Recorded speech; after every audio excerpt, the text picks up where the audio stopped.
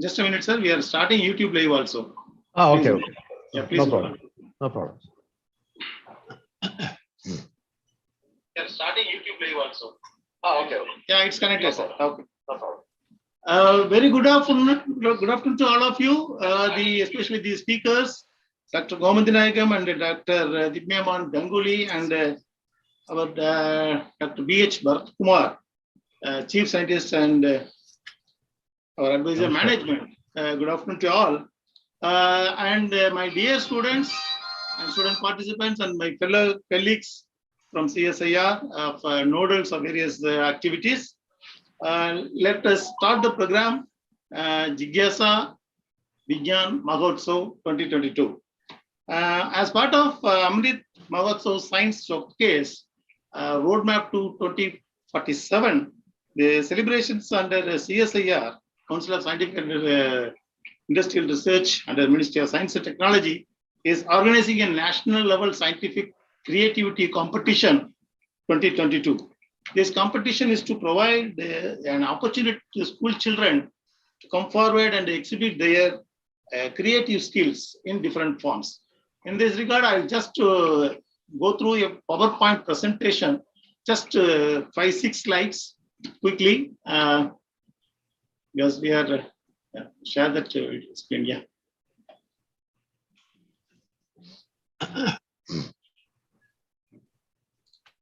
My slide is visible, sir? Yes. Yes, this good. So this is Jigyasa Vigyan Mahotsav 2022, a national scientific creative competition. This is a student scientist connect program in particular, because CSIR, all the CSIR laboratories are reaching out the students for their knowledge sharing and various scientific developments in different fields of science, engineering, and technology through Jigyasa programs. This is our SCRC is having an expertise in the field of analysis, testing, and expertise testing of structures and structural components. That is our CSIR, SCRC. This kind of activities is being disseminated to various students all over India. That is going on here to develop and designate various. It's not clear. What is it? Something. So under the Jigyasa program, we used to have popular lectures by the scientists, visit our students and scientists. Students come to our campus and we are going to their campus, and student scientist connect programs and students participation in competition. That is also we have taken up a project. So that is under this project we have taken up various competition. That competition is also going on at this point of time. Of the next one. There are various disturbances are coming. Among this, there are 2 bootcamps CSIR is planning to conduct, and Bootcamp 1 under various topics. I mean, next slide I will show what are the topics. One among the topics is the disaster mitigation. That is on today. It is happening here with the 2 eminent experts from this disaster mitigation field. And then subsequently, there is a Bootcamp 2 that the picture is giving here. So Bootcamp 1 on the topics of artificial intelligence, agrotechnology, climate change, disaster mitigation, energy, health, and water conservation. By using, we can go move along for the Bootcamp 2, wherein the tools can be used for themes are comics, science fiction, science song videos. The students can create any of the things, content, based on the contents from the Bootcamp identification. The Bootcamp is nothing but a training for the students in these fields, and they can utilize this and get the other things done.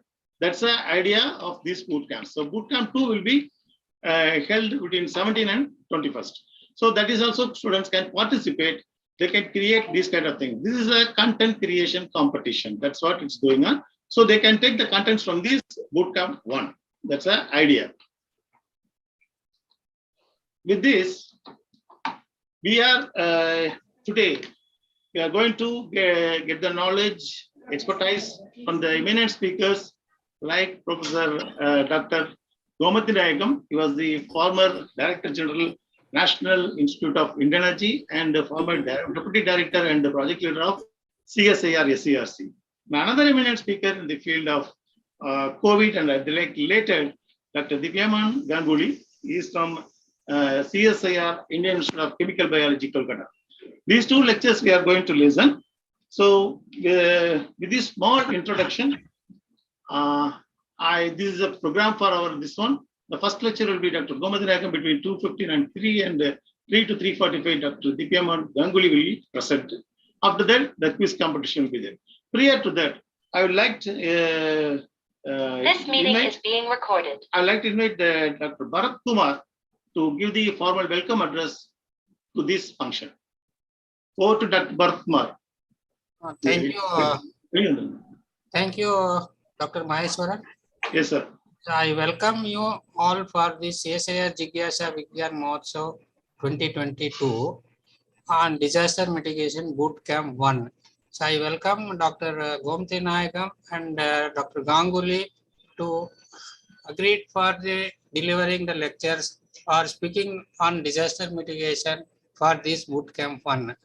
So thank you, sir, for your kind cooperation. Thank you. So disaster mitigation is defined as measure requires to reduce the impact of natural or man-made disaster in the nation or a community. We have witnessed natural calamities like earthquakes, cyclone, tsunamis, landslide, and pandemic, other situations which causes the disaster. And to mitigate that thing, we have to go for some of the initiatives. So this disaster mitigation is the cornerstone of emergency management and is an evolving and developing science. For example, to take a present condition to eradicate the threat on epidemic and pandemic that is claiming lives through different measures, strategies initiated, handle and eradication. So that way we can have the lot of things are there, so we can hear from the experts on this issue, and afterwards there will be a quiz program which students can participate and get involved into this program. So I just welcome all the students participants also for this bootcamp 1 on this function, and the area is disaster mitigation. And so we have the eminent speaker, Dr. Gomadinayakam and Dr. Ganguly. So I request all the students who have joined this program to think and develop a creative solution for mitigating the disaster using the comics or scientific frictions, infographics, videos, app or anything, and participate into the bootcamp 2 also. Thank you. Over to Maheshwaran. Thank you, Dr. Bharat, for your welcome address. Let me introduce the speaker one by one. First, let me introduce Dr. Gomadinayakam. Presently, Dr. Gomadinayakam is a IPMA certified project director, chartered engineer, and fellow of Institution of Engineers. And he was formerly Director General of National Institute of Wind Energy and a Deputy Director and Project Leader in CSIR SERC. He has completed his BE Civil Engineering degree from NIT Trichy, the year 1979, MS Structural Engineering from IIT Madras, and the year 1982, and a PhD degree also from IIT Madras in the year 2005. He has published more than 75 research articles in the international and national conferences, and about 25 invited articles on wind renewable energy in popular commercial magazines. And he has delivered more than 300 lectures in various forums, including international conference, forums, and symposia. So he is having a vast experience in the field of disaster and its mitigation in various aspects, especially tsunami, cyclone, flood, and seismic. So probably as a student, you will understand many expertise and knowledge from Dr. Gomadinayakam. So let us welcome Dr. Gomadinayakam to please deliver the lecture. Over to Dr. Gomadinayakam. Yeah, share permission is given? Yes, sir. Yes, sir. You can share that. Okay. So I'm going to share the entire desktop.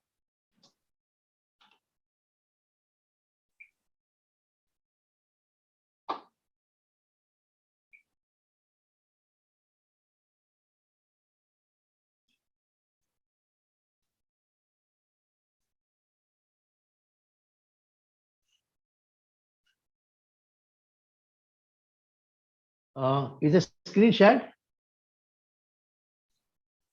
Yes, sir. Yes, sir. Your desktop is visible now.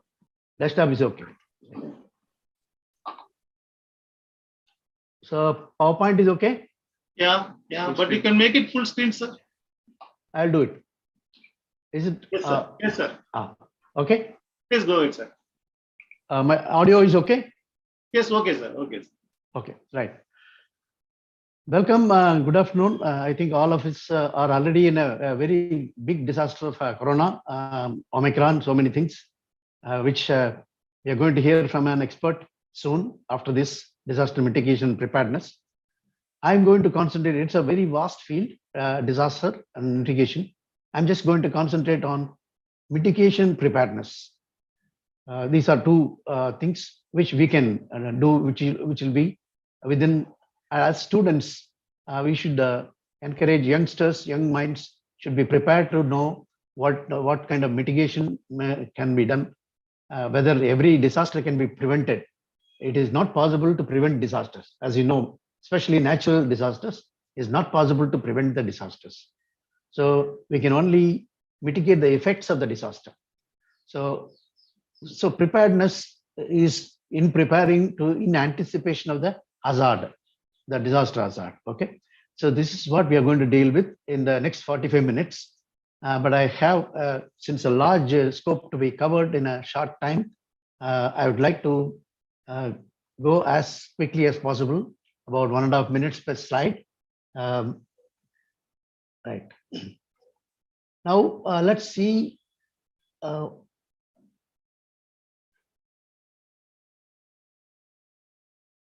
See, the before we go into, yeah.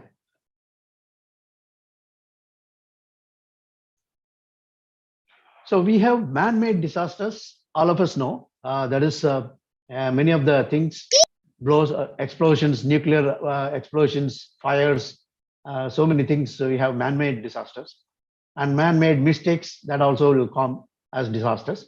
We will deal with this a little later towards the end of this presentation. And natural disasters, there are plenty of them: tornadoes, storm, drought, earthquake, and floods, windstorm, avalanches. There is snow, sliding snow, ice, sleets, plates, and so on. Volcanoes, forest fire, wildfire, both are same. Wildfire and forest fire. Man-made fire is different. And tsunami, and sandstorm, hurricane, dust storm, thunderstorm. You see so many different types of disasters we are coming in today, day in and day out. So if you, 1 minute, let me just go to this point. I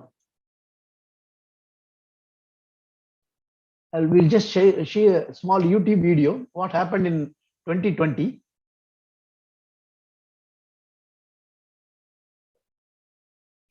Are you able to see the video? Yes, sir. Sir, How about the voice? no, voice is not coming. Voice is not coming, sir. Voice is not clear.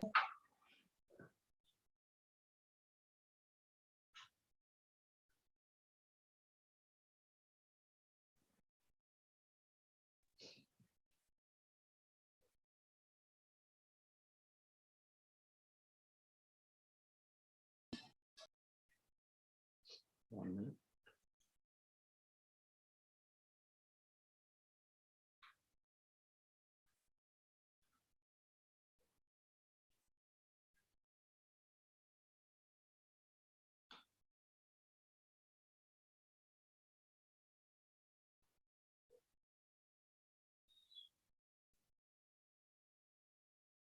Are you getting it now? No, sir. No, sir, no voice. Video is coming, sir, but Video audio is is coming, audio is not coming, sir. Okay, what should I do? 1 minute.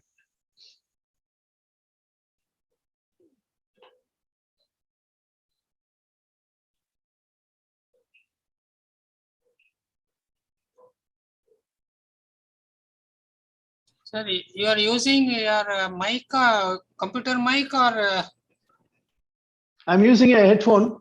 As a headphone, you can just keep it there. Your this thing or the mic. Okay. Which mic you are using? Because computer mic, na, then it will not take. Okay. You have to switch over, sir. Mic you can switch over. Okay. 1 minute. Because then he has to from outside.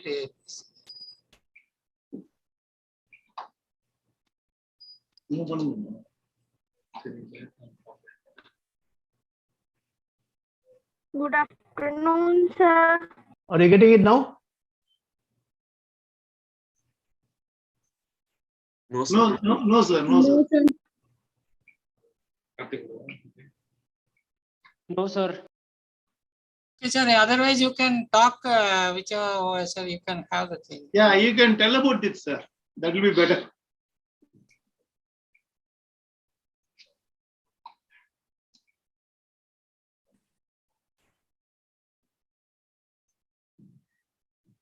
Actually, when you share your screen, you just have to select share audio also.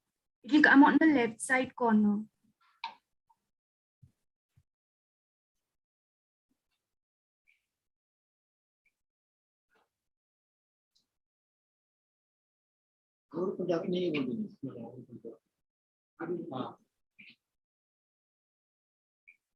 Sir, Gomadhanagam, sir, while just sharing, left side bottom it is showing share system audio.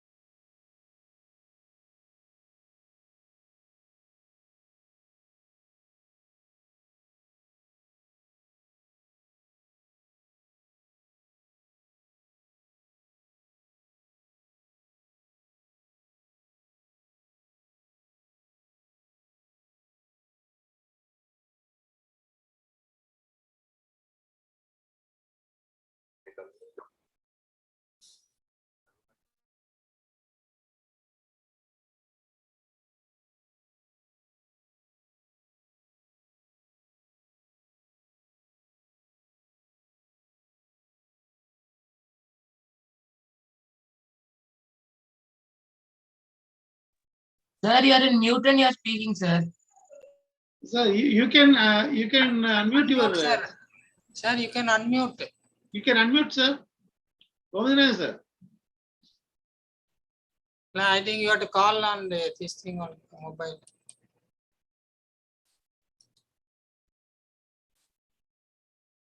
Maheshwaran, you can just call on. Yeah, I'm calling, sir.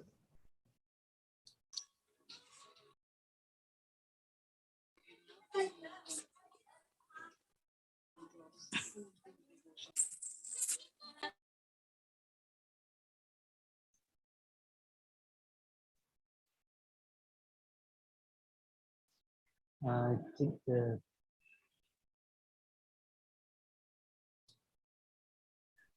Okay, sir. Sir, you are audible now. Yeah. Please go ahead. Yeah, please go ahead. Am I audible, sir? Yes, Yes, sir. Yes, sir. Yes, sir. Okay.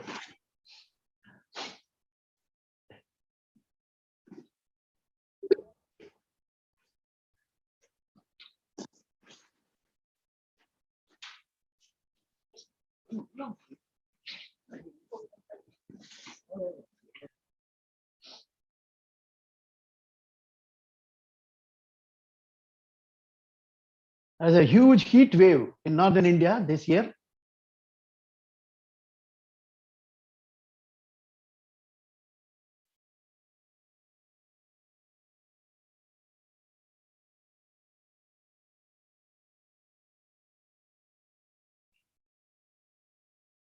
Temperatures were going above 50 degrees. And floods, unprecedented floods in Assam.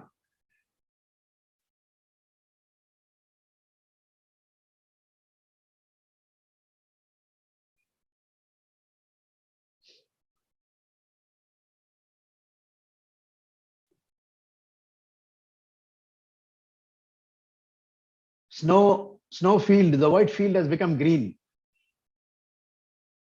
because of the snow melting and a lot of algae growth.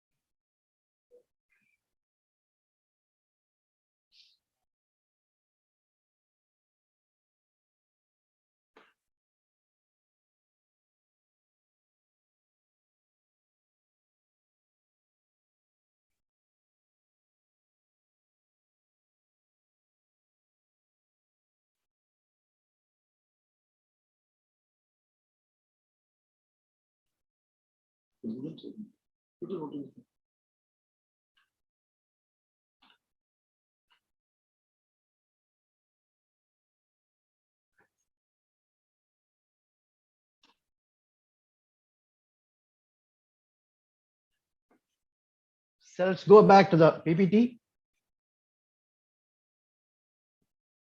So what we have seen, are you convinced that we are facing day in and day out newer disasters? Okay. Yes, sir. And yeah, Yes, and we sir. are going to, hello, yeah. Dear students, please mute your mic. Yeah, please mute your mic. And I think someone is scribbling on the board also. Okay. The screen is getting scribbled. I don't know how. Okay. I don't know, some boy is doing. Please don't do that. Students, Okay. please don't do scribbling and all on the board. Okay. Right. List of disasters. If you see natural disasters, there are 10 of them on the left-hand side. Avalanches, blizzards, and communicable disease epidemics, droughts, wildfire, earthquake, tsunami, and so on. And that's what we have seen a couple of minutes ago.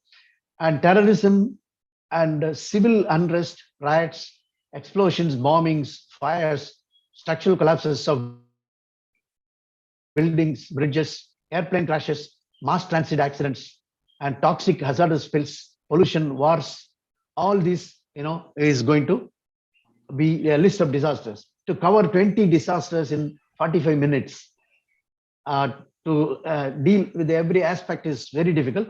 So let's go quickly, one by one. So basically, what is important in disaster management? It is disaster prevention, preparedness, response, and recovery. This is what is disaster management, totally. In essence, Sir, can you're you going please to- dissolve that annotate option, sir? Can't see the PPT. hello? Hello? Sir, please go ahead, sir. The unnecessarily people are talking, sir. Please go ahead, sir. Okay. I'm not able to change the view. Okay, now it's okay. There are two major phases in disaster management. Two major phases. One is pre-disaster and post-disaster. And pre-disaster is prevention of the disaster itself, hazard itself.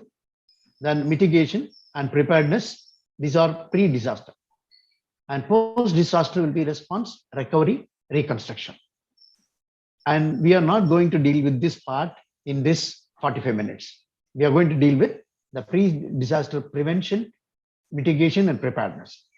Again, all disasters cannot be prevented. Okay. So disaster, whatever is occurring naturally, the preventable disasters will be what is man-made disasters. You can pre-plan, you can increase your security against terrorism and the civil unrest. You can cater to the negotiated settlements and so on. These are preventable disasters. Whereas most of the natural disasters are not easily preventable. Prevention is not possible, but mitigation of the disaster effects can be done in natural disasters.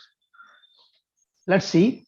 And since for a short time, we are going to deal with cyclones, tornadoes, floods, and droughts. and earthquakes and tsunamis, landslides, a brief.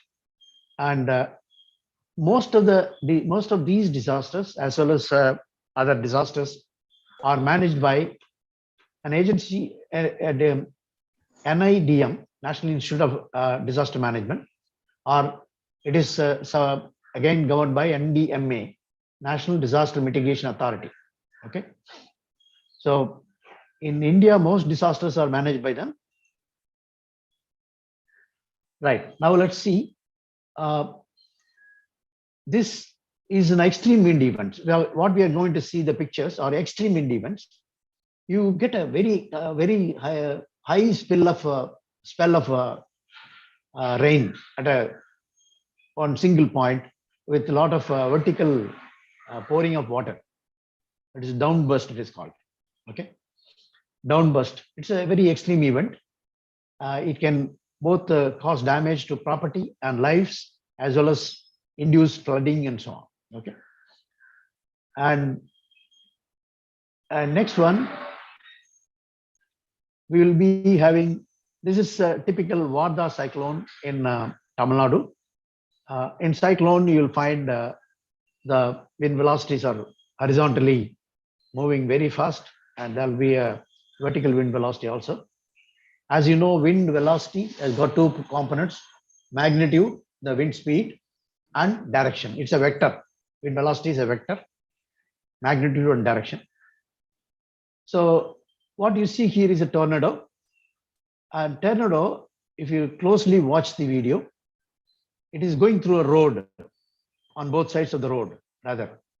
So you can imagine the width of the tornado are not going to be more than a few hundreds of meters. Okay, maybe tens of meters, 20 meters, or 30 meters on ground level. But the velocity in the vertical wind, the sucking effect of the tornado, nobody can design any structure for that. No, it will suck whatever is coming in way and then throw it off. And next will be a cyclone, in which the diameter of the eye, if you see, will be in hundreds of kilometers, while the tornado is in meters, while cyclone will be of hundreds of kilometers. That is why many districts will be affected when a cyclone and hurricane happens. Hurricane is same as cyclone, normally used in North American continent. The cyclones are referred as hurricanes. Okay. Right. Now when it comes to high velocity wind, what do we mean by that? So you see here, the trees are bending towards one side, and if you measure using an anemometer and a direction vane, anemometer measures the wind velocity, speed, and direction vane indicates the direction. If you measure and if you plot them as a time history, these peaks that are coming, they are called gust wind, and they will be occurring at a different frequency. And normal wind, this is slightly slant, that is the mean, the horizontal part, mean wind, mean average wind. That is why it is inclined to one direction, but still fluctuating in a big way. Okay. So this is mean wind, and mean wind also about the mean, it is fluctuating. Okay. So this is how when the gust wind or very high wind speed is sensed, then we call it high gusty wind or high turbulent wind. Direction also changes continuously in cyclones. And for which you have to design structures. That means you need to design to avoid failures of this type of structures, towers, everything, which is frequency dependent. The design requires dynamic design to avoid excessive vibrations. It is not only in cyclones, a building can get damaged. Okay. 1 minute, let me.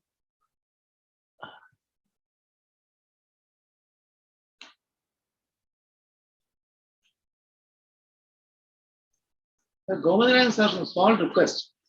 Sorry. Share it and share it again, sir. Because the boy has done it, but I think it's not coming. Okay. It won't help. Please go Yeah, ahead. I'm just going to do that. Okay, sir. Okay, sir. Thank you, sir. I'm just going to do that. But I think he has permanently marked it, I think. Yeah, correct, sir. It has been permanently saved. It is difficult for me to undo now. Okay. Doesn't matter. Okay.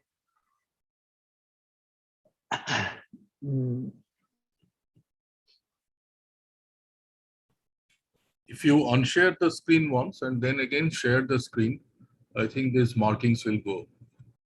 Okay, but okay, unshare this. Okay. Probably you can totally unshare it and come again, sir. Okay.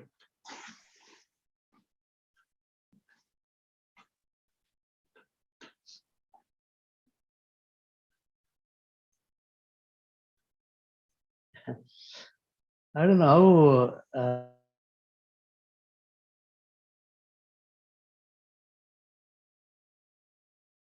So you're muted. Sir, we can't hear you. Sir, you can now you can share your video, sir. Please, others can switch off your videos and mute your mics, please. Students, please switch off your video. Yes, sir. Please, now you can share, sir. Okay. Now you can share, sir. Right. Yeah. Now it's okay. Good. Also, please disable annotation. Dr. Gooms, when you are sharing on the right side, there will be a more option on the top of the screen. You can click there and disable annotation so that this thing won't happen again. I'm just trying to make a screen show. Let me put slideshow from the beginning. I think I have to go fast. We're losing time. Now it's okay. Yes, Is it clear? Yes, sir. Yes, sir. Now it's okay. Okay. Right. So what we are having is this is anemometer is used for measuring wind. We talked about. We need to design structures with the dynamic, which is frequency dependent load characteristics. We have to design so that we avoid damage, excessive wind induced vibrations.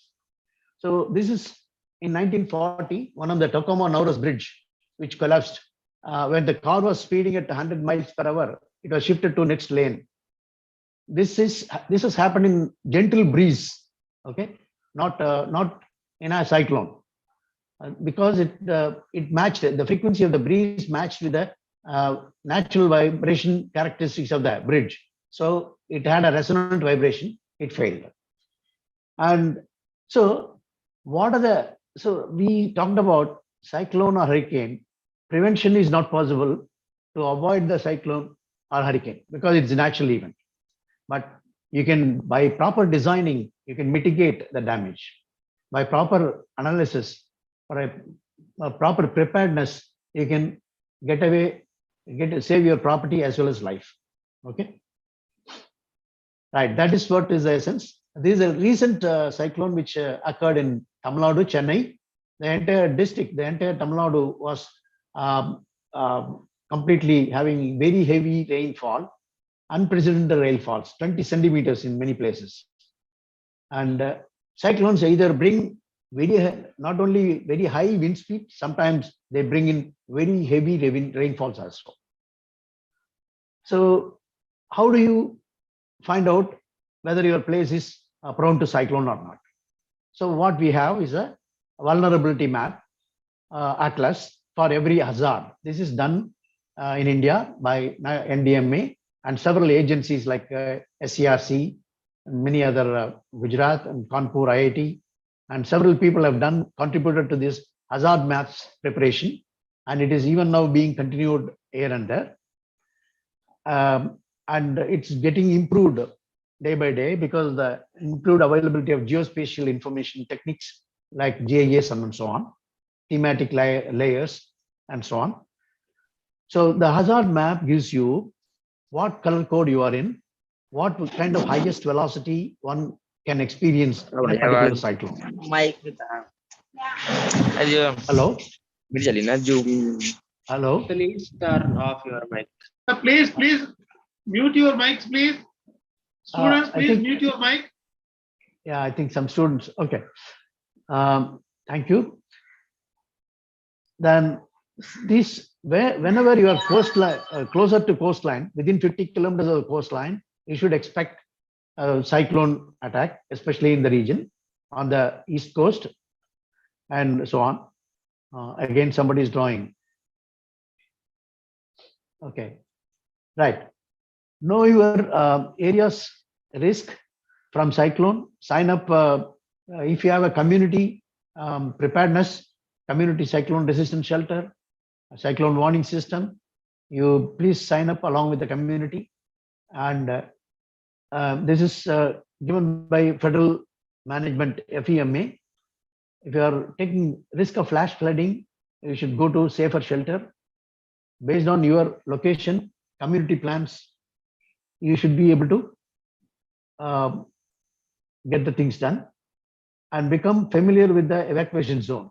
What way you should go if you want to evacuate without getting affected much. You should know, you should be familiar with the evacuation zone. These are the things which you can be prepared. If a frequent occurrence of cyclones are happening, you can talk to your state government or the central government, get a cyclone rehabilitation center built so that during cyclone, people are stationed there. Okay, right.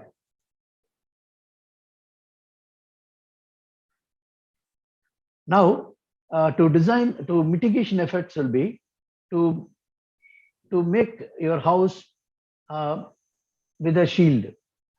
Okay, in a shielded.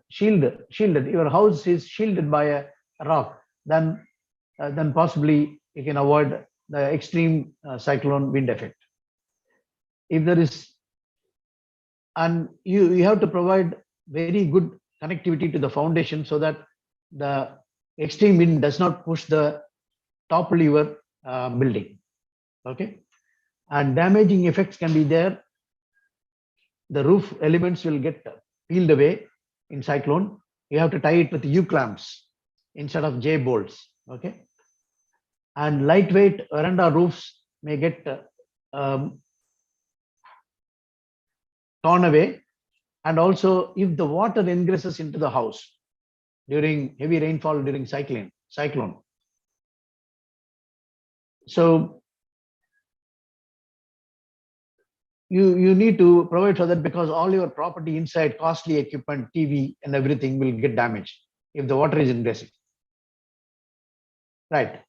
So to avoid water ingress or inundation or flooding, so especially the community cyclone shelters and or your own house very close to coastline, then in that case, you should go for a stilt type of construction wherein columns are built on over the columns you build your house so that you are able to safeguard against the inundation, the flood waters. Okay.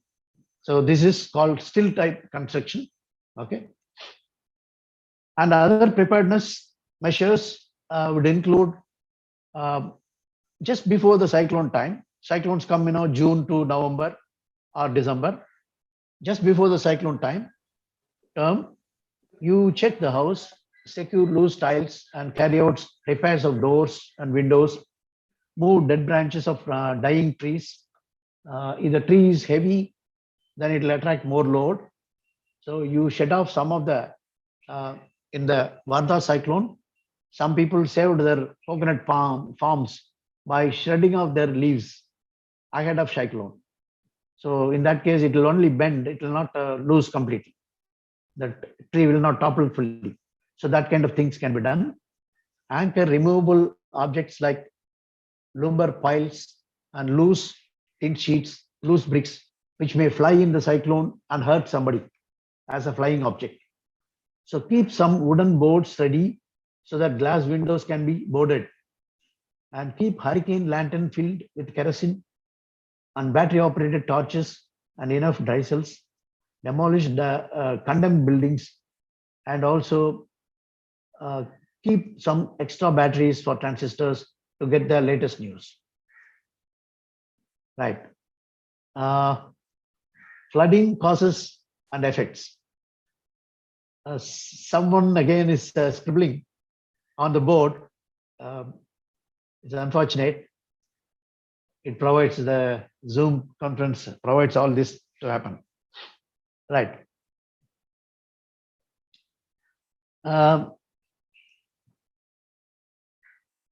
This is a typical flooding scenario in a very high flooding, boats, cars, so many things get hugged away. And during flooding, people on the rescue mission, they also search for lives which are hanging here and there. Okay, they have to go and find out. And very heavy floods like this, which has happened in this year, 2020, 2021, in fact, I think in Germany and many places, a lot of things were just removed, unforeseen rain, heavy floods. The main causes are, again, flood vulnerability mapping has been done for India, and almost 40 million hectares are prone to flood in India. 8 million hectares affected by flood every year. And you see major Brahmaputra, Gangetic plains. The Brahmaputra changes its direction often, So it is most flood prone and high intensity floods. A northwest region and Kaveri and Mahanadi also have frequent floods every year. And the major cause of flooding could be cyclones, heavy rainfall, or tsunami. Sometimes even snow melting can give flooding in Ganges. Okay. Prevention of and mitigation of preparedness for flood disaster. Avoid building in flood-prone areas unless you reinforce your house. Elevate your furnace, water heater, so that they don't get damaged. And install check valves, sewer traps, so that the sewerage does not come into your home. Okay, you have to close the flush outs if you are on ground floor, especially. Contact the community officials to find out they are planning to construct barriers or flood walls to stop flood water entering into a house. Seal the walls at the basement floor if you have with waterproofing compounds to avoid unnecessary seepage. Again, the preparedness would be to practice going to a safer shelter based on your location and community plans, because based on the vulnerability atlas. Okay. So become familiar with your evacuation zone, gather needed supplies for at least 3 days before the flood recedes fully. Yes, a lot of do's and don'ts would be there in flood. And switch off all electrical appliances and do not walk into the flowing river because it may damage you. Take your emergency kit with you, any emergency. Avoid contact with flood water. It may have sewage, oil, chemicals. If you have even scorpions and all these things will come in flood waters, centipedes. If you have to walk into standing water, use a pole or stick so that you know the depth of the water there, and stay away from power lines because electric current may short circuit. And look before you step after a flood. Okay, ground may be, a lot of debris might be there, and many don'ts are there. Don't walk through flood water. Don't swim through fast flowing flood water. Don't get thrilled. Don't drive through flooded area, and don't return to your property until all clear sign has been given. Don't reconnect your power supply until a qualified engineer has checked it. Be alert for gas leaks. Do not smoke or candle lanterns and so on. Don't eat any food that has come into contact with flood water because it could be bacterially infected. Right. The opposite is drought. Drought disaster causes a lot of 68% of net area in the country is drought prone. You see, there are many places people have to walk kilometers to get a pot of drinking water, even today. Out of 33% chronically drought prone, receiving less than 750 mm rainfall somewhere in Rajasthan and other Gujarat areas, and 35% drought prone receive a medium level rainfall only. But these climates are changing. Many drought areas are now becoming heavy rainfall, and rainfall areas are becoming drought. These are all climatic change effects. But this vulnerability map will give you what is the risk of facing a drought in a particular year in your location. Recently, I had happened to attend a series of conference in which the climatic change induced drought vulnerability assessment using geospatial techniques by Amity University, and excellent presentation. And geospatial techniques are nothing but geographic information systems. You have a thematic layers of society, flood level, earthquake vulnerability. All the vulnerability can be mapped in a typical thematic layers. Like that, drought vulnerability also can be mapped into a thematic layer. And by that, by changing the layers, thematic layers in geographic information system, you'll be able to assess what is a multi-hazard region, what is a drought-prone region, what is a flood-prone region, what is a cyclone-prone region, what is the earthquake-prone region, all that. Okay. And the modern geospatial techniques, along with remote sensing, they help a lot. And it can give meteorological drought due to prolonged dryness, hydrological, prolonged no wet spell, and agricultural drought. No agriculture is can be groomed, and socio-economic drought. Because of loss of all this, you get into problems. You are not able to make revenue out of your land. What are the mitigation measures? You can take crop insurance, you can take water rationing, and so on. And awareness program can be created, particular areas, and rainwater harvesting can be done, so that if there is even small rainfall, you can store it. And then river regeneration must be done, and plantation should be enhanced. Afforestation should be done instead of deforestation, and so on. Right.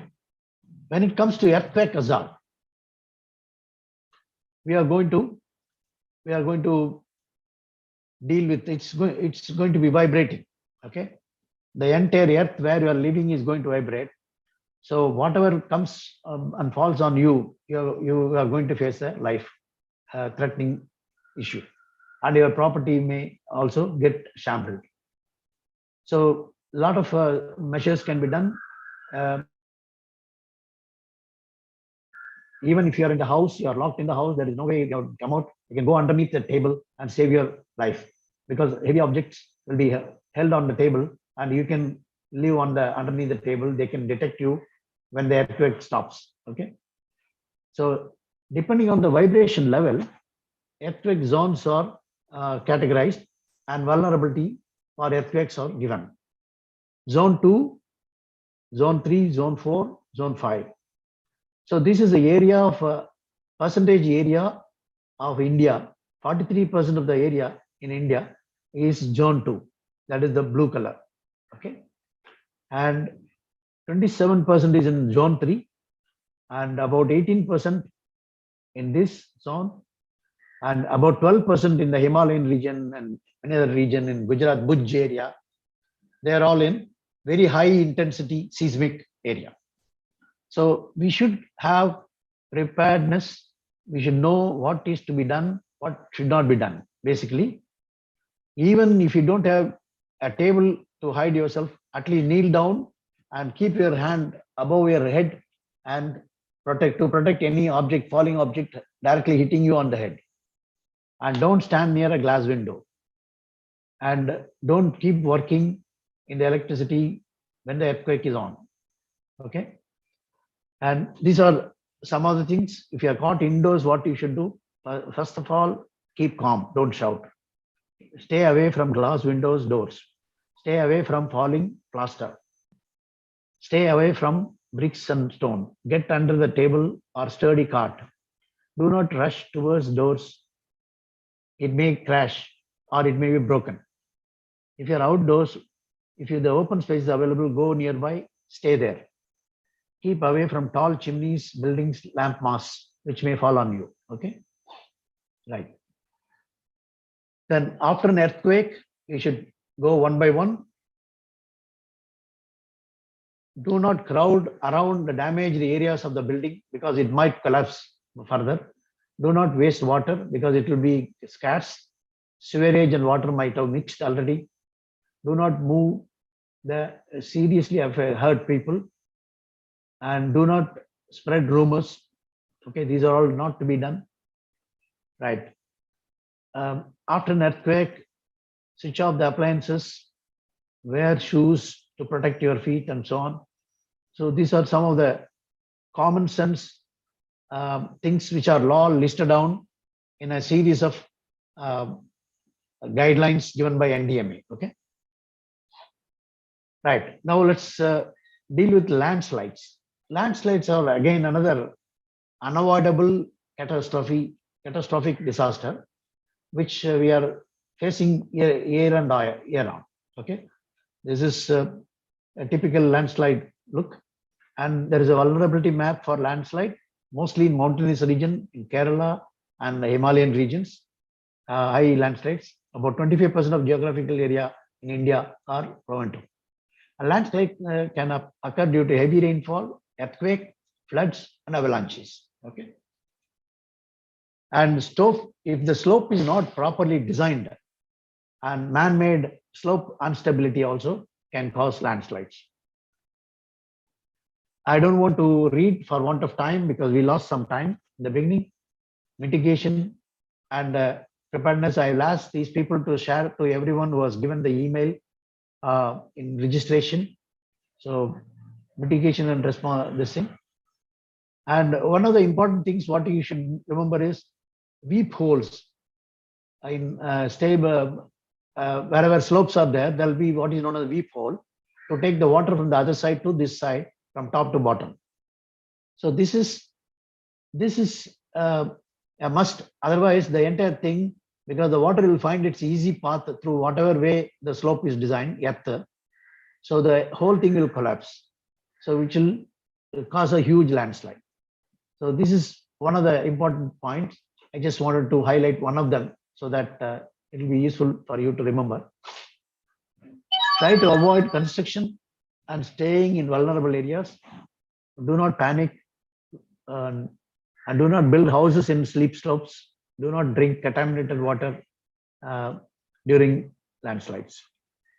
Okay, now let's quickly see a kind of man-made disasters, terrorist, fire, and then we have riots, civil, nuclear bombs, bomb explosions, aircraft crash, and you have hazardous waste, chemical discharges in factories, mass transit accidents, then war, and there are a series of other things like pollution, offshore oil well firing, and oil spillage in the sea, causing damage to the birds, oil drifting into the sea, and all those things. These are all man-made disasters. And national disaster management guidelines are there for fire. There is a Taj Hotel under fire, terrorist attack under fire. And a single accident of a car cannot be called as a disaster unless it makes a mass destruction of property and many lives. It will not be called as a disaster. Okay. And right, the fire hazard can be dealt with lot of sump can be located. Fire train tenders, where they are located, their phone numbers you should be aware. And in every city, there will be a fire hydrant wherein you can tap for water for fire fighting. Okay, all this you should know. And tsunami, as you know, the Sumatra tsunami, which it is due to an underground earthquake, okay, underwater earthquake that causes tsunami. The tectonic plate movements make earthquake. When it is underwater, under the sea, it makes the tectonic plate earthquake, makes movement of a massive water fleet, and that causes extensive tsunami. And during tsunami, if you are inside the sea, you may not get affected. If you are away from the shore, you may not get affected. But if you are in the shore, when the tsunami is approaching the shore, you will get affected. Very important to note. Okay. And again, tsunami also, we have faced in 2004 a tsunami. National disaster management guidelines are exhaustive, and landslides, snow avalanches are also guides are available. Right. In all disaster management, one of the important preparedness have to be, how do you have sustainable communication? The communication is very important in any disaster management. Now satellite phones are available, mobiles are available. So where mobile towers crash, you can use satellite phones. So this communication is important, and Government of India is coordinating disaster management through various state ministries and central ministries. And one of the important things you should note is community participation vertically and horizontally in every level. Without community participation, disaster management will not be a successful one. This is what I want you to share with you today. Thank you very much for your kind attention. I have to stop at 3, that's why. Thank you. Thank you very much, sir. I stopped exactly at the time. Yes, Even though there are a lot of disturbances in between, we have stopped in between. There are some 2-3 questions I have received in the YouTube, sir. Okay. One student is asked, can we use life jackets when flood occurs? Yes, life jackets you can use, but don't venture into, because you have the life jacket, you should not venture into deeper waters. You may be caught in a world. Okay. Probably the student don't understand. Yeah. Then another student is asked the question, that is, we are talking about so far. What is meant by mitigation? Which one? What is meant by mitigation? Mitigation. Yeah, mitigation is reducing the effects of the disaster by planning, proper planning, and proper designing of the structures and the systems, the societal systems around you, infrastructural systems. That is developing resilience, developing resilience to cater to the flood, developing resilience to cater to the cyclone, developing resilience to cater to the earthquake, and so on. That is mitigation. Yeah. What is meant by condemned buildings? Condemned buildings means unattended, loose buildings, which will be used by antisocial elements many times. Those buildings should be completely removed, because they may cause unnecessarily people who come and hide there during earthquake, they will fall on them. Then another question is, what is, they want some details about snow avalanche. Snow avalanche. Yeah, it is a sheet of snow start melting in the higher mountains, higher elevation, because of the mass of the ice. It goes into crashing, sliding very fast. So such fast coming of a large fleet of mass is called avalanche snow. Okay, sir. Another question is, what is low cyclone is coming? How low cyclone is coming? What is it? How low Sorry, how cyclone is coming? Yeah, cyclone gets generated when the sea surface temperature is somewhere around 20 to 23 degrees. Okay, the water evaporates fast and it goes up, and it sucks the air from all the surroundings, and it goes in bigger and bigger circulation. It becomes a very big vortex with hundreds of kilometers in diameter. So that's how the cyclone is formed. That's why cyclone will become more and more stronger if it lives in the sea. Once it touches the land, it will start eroding. It will lose its strength. So one last question, sir. What is socio-economic drought? Yeah, socio-economic drought is it is due to the continuous no rainfall or continuous heat wave. Due to that, a complete society is devoid of any agriculture possibilities, or they are not able to earn their living. They are not able to lost their livelihood. They are not able to eat minimum food. That is called socio-economic drought. Okay, sir. Thank you. Thank you for your clarification to the students. So I must thank you very much for your valuable and important lecture on the topic of disaster mitigation.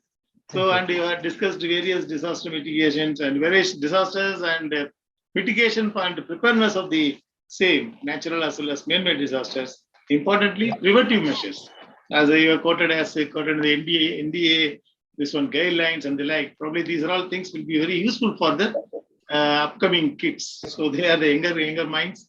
Probably they would have been learned a lot. Thank you very much, sir. Thank you very much for your time and taking a lot of effort for preparing even a quiz program that is going to end. Will be held at the end of the Dr. Vigyan Ganguly's lecture. Afterwards, it will happen. Thank you very much, sir. So kind of you. Thank you very much. Thank you. So let us move on to the other lecture. Thank you, sir. Sure. Thank you, sir. Yeah, dear students, now we are moving to the next lecture by Dr. Vigyan Ganguly.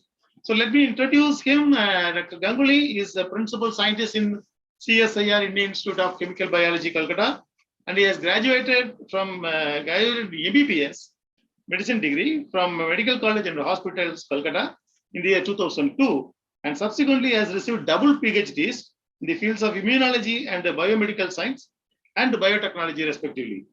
His areas of research interest in the fields of innate immune response, dendritic cell biology, autoimmune diseases, metabolic disorders, COVID-19, etc., to name the few.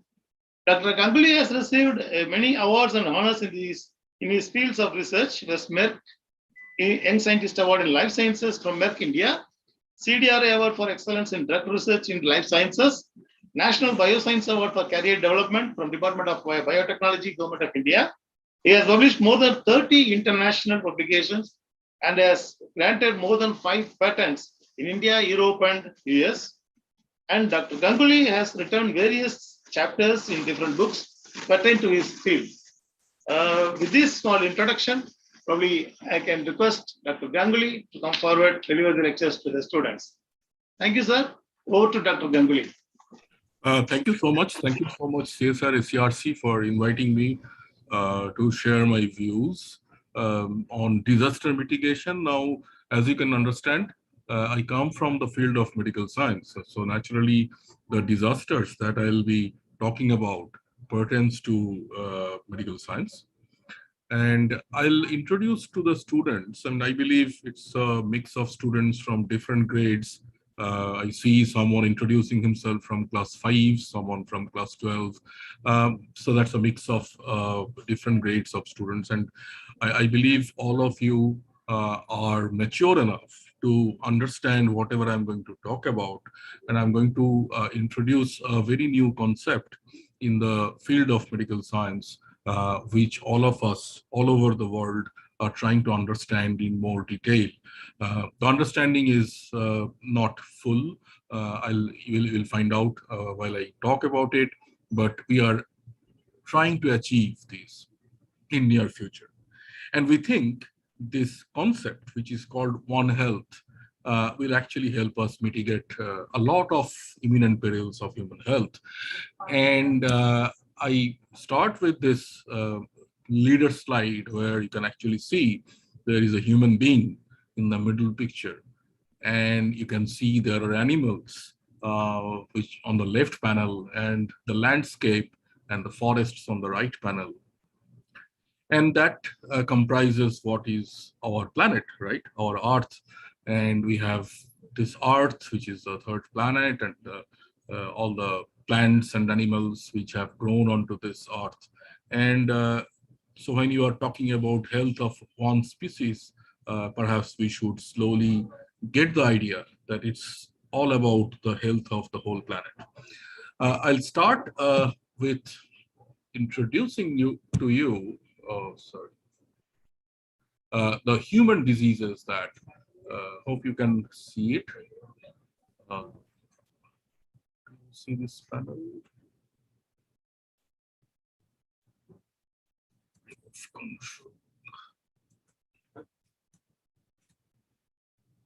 Okay. So let us first look at when we are talking about human diseases, what are the different kinds of diseases we are thinking of? So there are diseases where there are pathogens which may be microscopic and which are invading our body, and we call them pathogens, different microorganisms, viruses, bacteria, parasites, fungi, all these sorts of organisms actually can invade our body because we are cohabiting this planet, and they can actually make our lives little difficult because our physiology, the way our body works, may not be in unison with their ways of work, and that's why diseases happen. And these are called infectious diseases because you can actually carry that infection and carry it over to another person, and so that's how contagion can happen.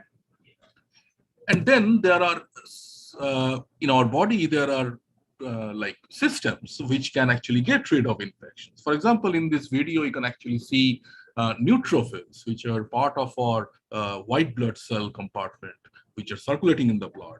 They're actually getting rid of one parasite. And well, this is imaged in a culture plate, but similar things happen in our body as well. And now, next, there will be diseases which are developmental in origin, because all of us know we start from a very unicellular, like embryonic stage, and then grow in the mother's womb till we actually come out of the mother's womb as mature children, right? And while this is happening, while these very few cells are dividing and dividing and dividing again to make all the organs, all the body parts, there may be problems or difficulties. So those cells are facing, and that may lead to different developmental disorders. In some cases, these developmental disorders are ingrained in the gene, and so then they will be called genetic disorders, and those genes can pass from generation to generation. Usually those genes which are not which will not allow a lively human being are usually excluded from the population by the rule of evolution, but there will be some genes which still make life viable or humans viable, and they will actually persist in the population and will carried over from generation to generation, and that will lead to different diseases. Now there are diseases, a whole lot of diseases. These days we are listening about them more often, which actually affect our metabolism.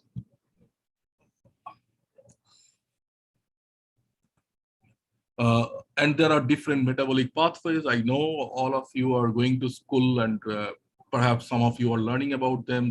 You have started learning about them already. And there are so many different enzymes and chemical moieties, biochemical moieties within our cell, which essentially work to provide ATP or energy for the cell, right? And you can actually see there is a molecular motor in our mitochondria which generates ATP. And most of these pathways are essentially leading to this ATP generation process. There may be problems with nutrient sourcing for this ATP generation.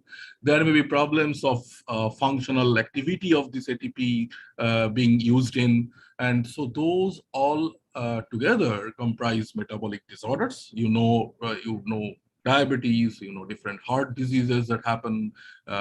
There are people who have much more fat in their circulating blood than they should, and people test for lipid profiles for that. And all those things actually comprise the metabolic diseases.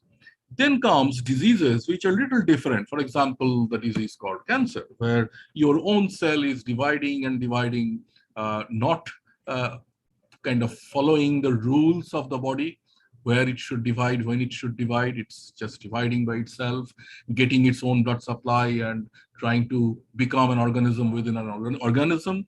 So these are cancers. And then there are diseases where your immune system cells, which are circulating in the blood, as I said, to combat with the pathogens that enter our body, but they at times get triggered against your own body. And then we have a whole lot of autoimmune diseases. Perhaps some of them you have already heard about. For example, psoriasis, which happens in the skin, and also different allergies. In there, these immune cells are actually acting against your own body because they have seen some allergen and they are getting hyperactivated. So these are more or less the diseases that we face as human beings while we are alive, right? Now, based on our anthropocentric view, because we think that we are the best species on this planet and our disease is most important rather than other things in the planet. And we have actually researched it very well. I mean, we do not know a lot of things, but still we have researched it much more compared to other things on the planet because it affects us. And we now know that there are ways to define diseases. We do lab tests. There are doctors who diagnose diseases based on the signs and symptoms you present with, whether you are having a fever, you're having an abdominal ache or a muscle ache, things like that. There are different procedures they will do, different investigations they will run, and they will arrive at a diagnosis. It will be classified as a disease. There will be, there are experience-based and test-based ways to find out how well you are going to do after you have got the disease, whether you're going to survive the disease, whether you're going to get well soon, or you will have a lingering problem for a long time. This is called prognosis. Then there will be different kinds of therapies that will be instituted. Some therapies work for all, some therapies do not work for all, and then you need individualized therapies. And then you keep on doing research, by the way. And when we did research side by side, we found out that some of those diseases had genetic predispositions. For example, in some families, these diseases happen more often than not. And so that could link these diseases, I mean, some of those diseases to different genes or kind of group of genes which are not good or not acting properly in certain individual. And there are exposures to the environment. We know that by our research that there are food, climate, different pathogens, infectious agents we already talked about, whether you're doing enough physical activity, whether you're sleeping properly, whether there are social nets or social factors that will affecting your health. For example, if you're living in a dirty neighborhood and things like that, if your sewage is not cleared properly, and then you have these exposures to different disease-causing agents, and that causes human disease. But this has been our major understanding about human disease, and we always think about how to prevent from all these things and how to screen people for future diseases, how to treat people who have already got the disease, things like that. But our understanding is very human-centric or anthropocentric, as you say. And nowadays, over the past 25 years, we have also come to know that maybe it will be nice if you mute yourselves. Ashish? Sir, excuse me, please, students, please mute me. Mute your mic, please. Yeah, I request the host to mute the people. That will be easier. Yes, sir. We are trying, sir. We are trying, sir. Please go ahead. They may not be understanding that they're on mute. Sorry. So there are new understanding about our human body. For example, over past 25 years, now we come to know that in our different body parts, we are not only a Homo sapiens cell that's harboring our body. There are other microorganisms which also live in our body. They have been living forever till when human beings have appeared on this planet.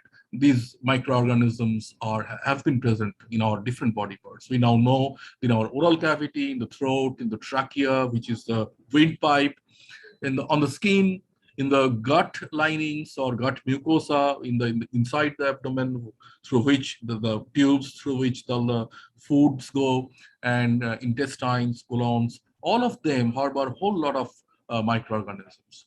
And someone actually did a crazy thing a few years back, I think in 2010, and he actually did a theoretical calculation of how many cells in our body belong to us, that means belong to Homo sapiens, and how many cells in our body belong to other species.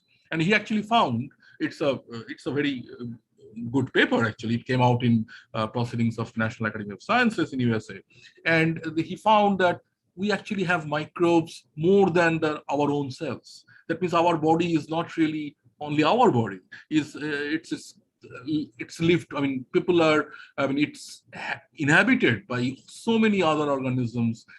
I mean, to an extent that their number in terms of number of cells are more than the cells that we possess, right? So that gives you a very new perspective in medical science. And we now know that they have been there. And if there are exposomes or exposures that will change their habitat, if bacteria that are normally living in our skin are not having their nutrients or facing difficulties in cohabiting with other microorganisms in the skin, there will be disease happening in the body. And we will not understand why the disease was happening, but now we are slowly understanding there have been different diseases, for example, in diabetes, in heart diseases, in Parkinson's disease, and there have been shown that gut microbes present in the gut, they're actually playing a big role. And because through our lifestyle changes, we are changing their habitat, they are retaliating, or their lifestyles are changing. Other bacteria are being introduced. Some bacteria are being omitted from those families of bacteria living in our gut. And that's how the body, our human body, is facing problems. And we are thinking that it is human disease, but it's actually a different kind of disease. And a whole lot of diseases have been linked to this problem. And there are different factors that affect this microbiome. For example, there are maternal factors when we are still growing inside the mother's womb. After we are born, there are modes of delivery, even the mode of delivery, whether you are getting delivered by a cesarean section, by cutting open your mother's abdomen, or it's a vaginal delivery, that also changes the microbiome in your gut. And there have been changes linked to breastfeeding habits and what kind of food you are being given as a child, and when you are being introduced to solid food in the early life. All these things are actually affecting your gut microbiome. Above and in addition to that, when you're adult, different kinds of diets, different kinds of exposure to different animals, different environments, that also affect your microbiome. And that's how your human physiology is also affected. And then comes all the maladaptive diets that you should not take in more amount. For example, more sugar, less fibrous diets. There are medications like antibiotics or the proton pump inhibitors, all these PAN-D, pantoprazole tablets or capsules that you take in the morning. A lot of people take in the morning. So all these things affect our gut microbiome. And unknowingly, we kind of destroy our physiological homeostasis or balance. Smoking, stress, all these things actually affect it, and they are linked to different diseases, as I already said. Now, talking about disaster, right? So we are talking about disaster mitigation. When you are talking about human health related disasters, you have to understand how the human health can be vulnerable, right? That's why I introduced to you all the different kinds of diseases and what are the major factors that we understand affect those diseases or cause those diseases or influence the health. And now, if you're talking about human health disaster, we're actually currently in a human health disaster for past 2 years, right? All of us are suffering because, I mean, this pandemic has actually brought me to this audience. That's why we are meeting online and having these talks online, etc. And so we are in the middle of a human health disaster, and this disaster actually reminds us that as the inhabitants of a single planet. Okay.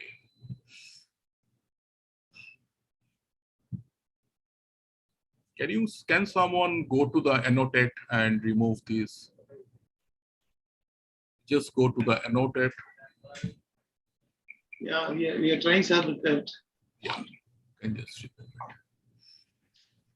it. Lot of disturbances, sir, but we could not know who is doing. That happens. That happens. It's kids. Because of the Zoom. Zoom is the issue. YouTube is not any problem. And Zoom. Kids are. Yeah, kids are playing. Oh, that's fine. That's fine. Yeah, I have done it. Yeah. Yes, sir. Yes, sir.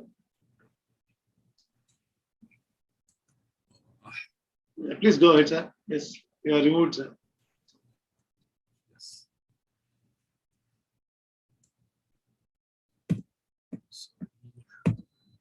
So, in this disaster, being inhabitants of this planet, we now understand that the fact that we are inhabiting the same planet also links us to the disaster. For example, this is the dynamics of SARS-CoV-2 or coronavirus pandemic spread over just 3 months of 2020, first 3 months of 2020. January, it was in the Southeast Asia, some places in the Europe. Within March, it's all over.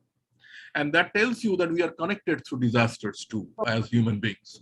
And all these national boundaries doesn't matter when a disaster comes.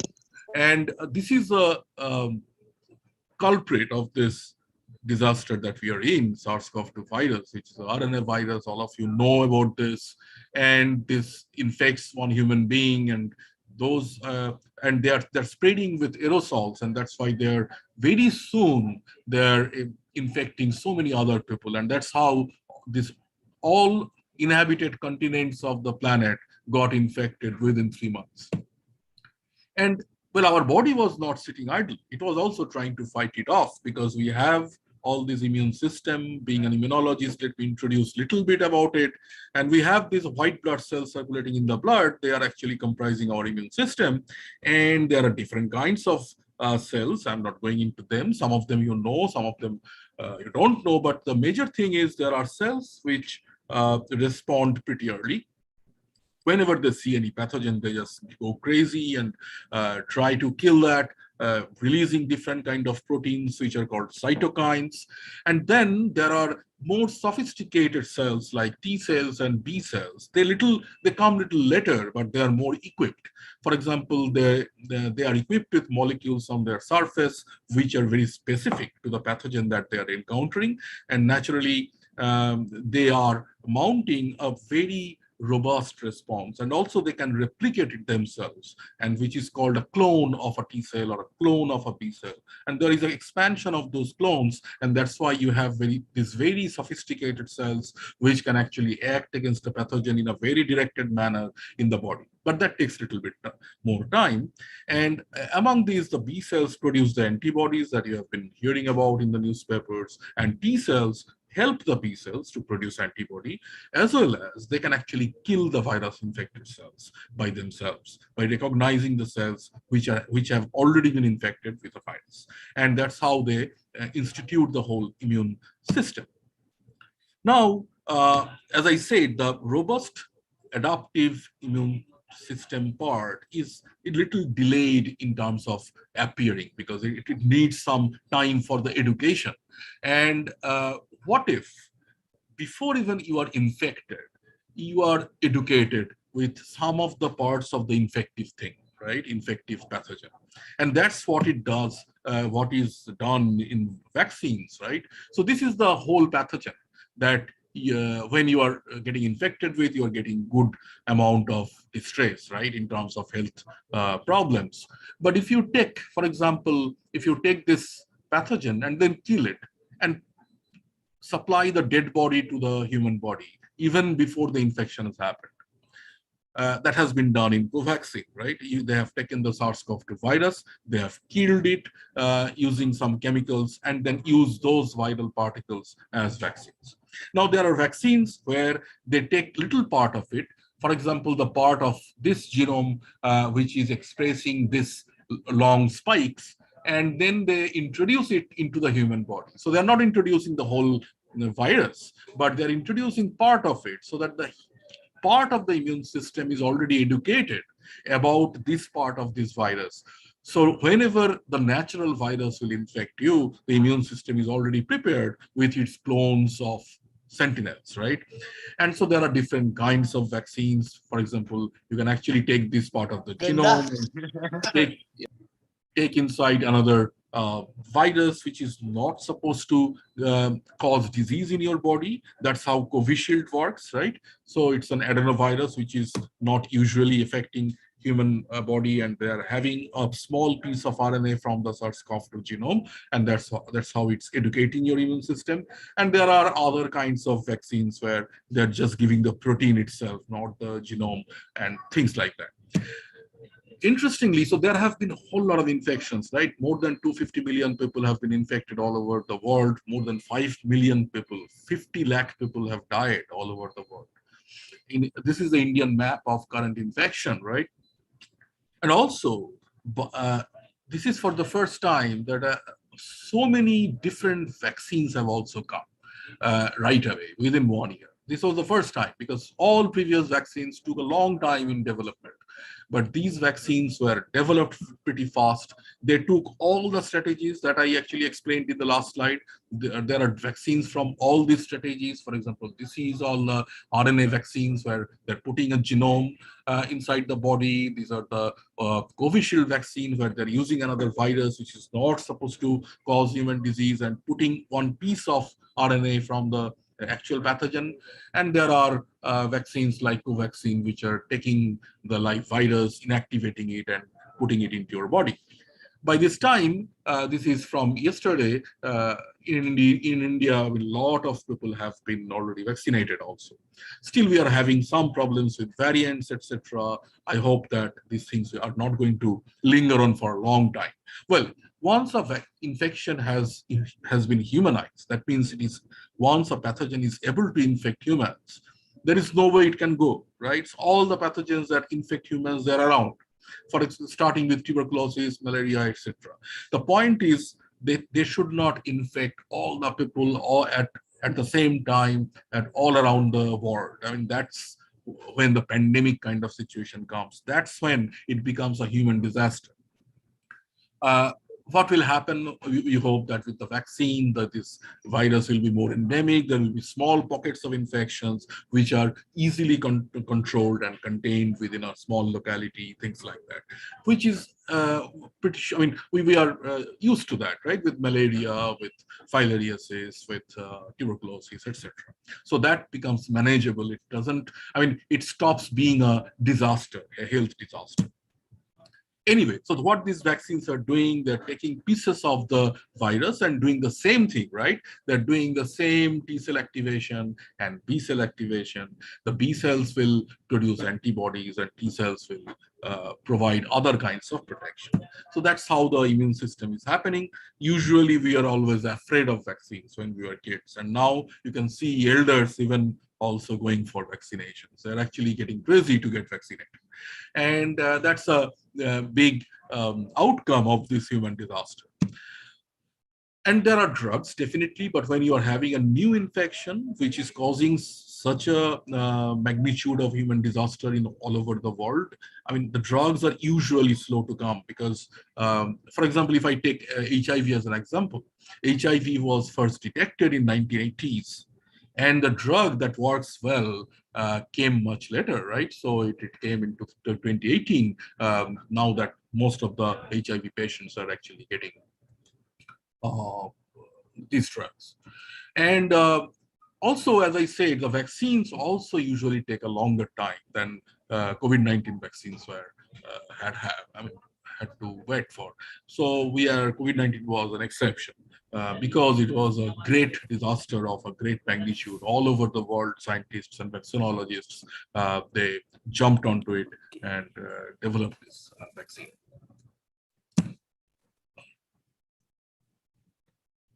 Okay, now let us take a few steps back and think about it. I mean, how can you prevent? I mean, is it going to be the last pandemic that we are going to face? Not really, right? So you can't really expect that. And why we can't expect that, I'll also explain that. And human health disasters are not new. Previously, we have had the epidemics with Ebola virus, epidemics with, for example, in the southern India, we had epidemic with Nipah virus, Zika virus epidemics, SARS virus epidemics, MERS virus epidemics in different parts of the world. Well, they were not of pandemic proportions because they were not touching on all the continents, all the countries like SARS-CoV-2 has done, but definitely human disaster in terms of its health perils are definitely in our radar. And this is the major framework that the United Nations are actually putting forward. As school students, all of you should know that this is our goal as human beings, as inhabitants of this planet. So these are our goals for disaster risk reduction, and these are in the context of mostly health. And so there is a Sendai framework of disaster risk reduction, which was formulated in 2015 by United Nations Disaster Risk Reduction Group. And they had a very strong opinion about few strategies and few goals that they want to achieve. What they want to do, they want the disaster related to human health should not kill people. There should be systems in place. It should not kill a lot of people. Even if disaster happens, we should have enough resilience. We should have enough means to prevent people from dying, people from getting too morbid or getting a lot of illnesses. It should not happen. It should not happen in a way that the economy is devastated. Like these days, the world economy is devastated because of this pandemic. There should be enough means thought beforehand. You should actually think beforehand. You should expect disaster to happen beforehand and plan accordingly so that when the disaster comes, these things are not affected. And there should not be basic services to the human beings. They should not be compromised in a disastrous condition. For example, the treatment of other diseases, supply of food, supply of drinking water. So education, for example, education was severely compromised in this disaster, right? Because we never thought if this kind of an infection comes, what will happen to the education? I don't think anyone thought about it, right? So these are the things that you have to think. Already United Nations have been thinking about it. So they want to develop a disease reduction or disaster risk reduction methodology to be in place in all countries in the world within 2030, which is another 10 years from now, right? 8 years from now. And so if you just go into a little bit more detail, but you should know that these efforts are on, and that's how we should think about the future of the human beings and future of human health. And we have already started thinking about it. And so there are very specific targets I already explained, and there are certain priorities. I'll just explain for maybe the older school students here. You should know about this. So the basic understanding is that the health disasters can be mitigated if your health system expects it and it is resilient.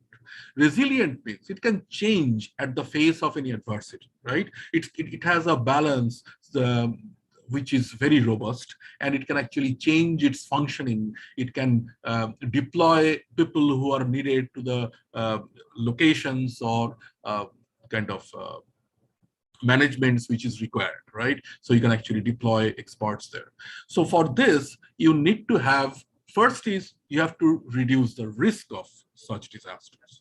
I'll come to that risk reduction part. So you need to know where are the usual sources of future health disasters. You need to know it well. You need to find out who are the experts in those fields. I'll talk about it later on, who will get to know about this much more. It's not only a doctor who will know where from the health risk to human beings will come.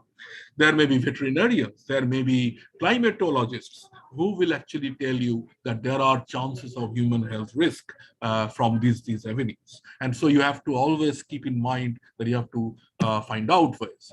And what United Nations have proposed that in the health institutions, there should be dedicated like disaster risk reduction modules. So you should expect that disaster will happen, and there should be professionals put into those modules who are always waiting for that to happen. And they are planning how to deal with it when that happens. Okay, so these are the disaster risk reduction modules in all health institutions. When there is disaster, there should be universal health coverage. So United Nations learned about this from the Katrina calamity in Louisiana in USA. A lot of people died or suffered because they did not have health coverages or health insurances available to them. Then, so now we understand that when there is a disaster, the health coverage should be covered. I mean, health insurance should be covered by the system. There should be enough resilience in the system so that at least for the part of time point of disaster, you can actually support your population for their health coverages. There should be early acquisition of storage of equipments, drugs, vaccines. You should not look for drugs, equipments, and vaccines when the disaster has already hit you. So you should have a proper plan in kind of in place where you can actually optimize your supply chain. You can have central storages of all those drugs, vaccines, and equipments. And there should be like surveys of the health facilities that you have in your country or in your state or in your city. So the health facilities should not be, maybe there are tattering facilities in a city, and when the disaster comes, you realize your health facility was not enough. That's not the way it should be. So the health facilities or institutions should be checked in advance in case a disaster happens, whether this institution or this hospital or this clinic can actually manage with that disaster. And for this, you need to train your health workers for disease risk reduction, right? So they should, the only thing that this document is trying to put forward is you should expect disasters to happen and be prepared for it. Don't wait for the disaster to happen and then sit and think what to do, right? And then comes the, so this is the risk reduction. And then, so when you survey all your health facilities, if you survey all these things, train your health workers, your risk reduction is happening. And it is also preparing yourself for a disaster, and which will also need some health emergency contingency planning on part of the government. Of course, government is doing that. And there should be public health emergency funds that will cover the universal health coverage, that will cover the supply chain robustness, that will ensure the robustness of supply chain and planning and procurement of emergency health kits. You should know what you should have in your emergency health kits beforehand. That needs a proper discussion with the experts in the field, what kind of health disaster you can expect in coming 5 years. That will actually govern how your emergency health kit will be made or designed, right? There should be a robust public health surveillance. You should not miss some of the innocuous events of health deviations. And after 3 months, you see that that has grown out of proportion and becomes an epidemic, right? You should not allow that. And there should be designated rapid health response teams. I mean, there should be designated trained cadres of health workers who are to be deployed during health disaster when the health disaster happens, right? There should be proper plans of evacuation, isolation. If there are infectious disease breakout, like we had in this pandemic, there should be a proper plan of evacuation or isolation. You should practice those drills. You should consider doing those drills in a city. If an infectious agent comes to your city, how are you going to manage it? Do a practice drill for evacuation and isolation, right? And then the emergency health services, as I already mentioned, the training will allow us to do that. And finally, it's very important that after the disaster is over, the health system should recover well. It should recover well, and there should be a proper planned health system recovery program. There should be allocation of funds from for community and social insurances so that the health system recovers fast and robustly, right? The supply chain. So when you are going through a disaster, there will be diagnosis of different supply chain problems, different issues in your cold chain surveillance. But when you are done with the disaster, go back to those problems, correct them so that you are ready for the next disaster before it comes. And now there are more structural issues, I know. So these are goals set by United Nations for 2030. But we have more structural issues to address. For example, in India, so the last column is India. This is 2017 data. In 2021, we have like 1.34 doctors per 1,000 population, as opposed to Austria, which has like 5 doctors for 1,000 population. Well, they are much smaller country, much less population. But we have to change those structure. We have to improve upon those structural issues. And this is the Indian healthcare system. It's a very interesting system. If you pay attention to this, I think even for the school students, you should pay attention to this. So there are public health institutions, right? There are hospitals which are governed by the Ministry of Health. Even there are public health institutions which are governed by Ministry of Defense. There are public health institutions which are governed by Ministry of Railways. I would say India is very fortunate that so there are like parallel health system networks available, which are governed by different pan-India organizations. And there are private healthcare systems, which some of them are for profit. Definitely, there are some non-profit ones also. Now we have to find out what are the structural issues in this structure, which can kind of make us vulnerable to future disasters. So you have to be creative and imaginative when you are planning for future, right? So you have to think ahead, what can happen, what may not happen, what should have happened, but will not happen. So with this structure, and what are the changes that you need to bring into this structure? So you have to think about it. And so you have to detect and solve the structural issues to be ready for coming disasters. And for example, I'm just thinking aloud, how about a pan-India network or health network of CSIR? Like CSIR is also an organization which has its footprint all over the nation, and CSIR can also have like railways, like defense, Ministry of Defense.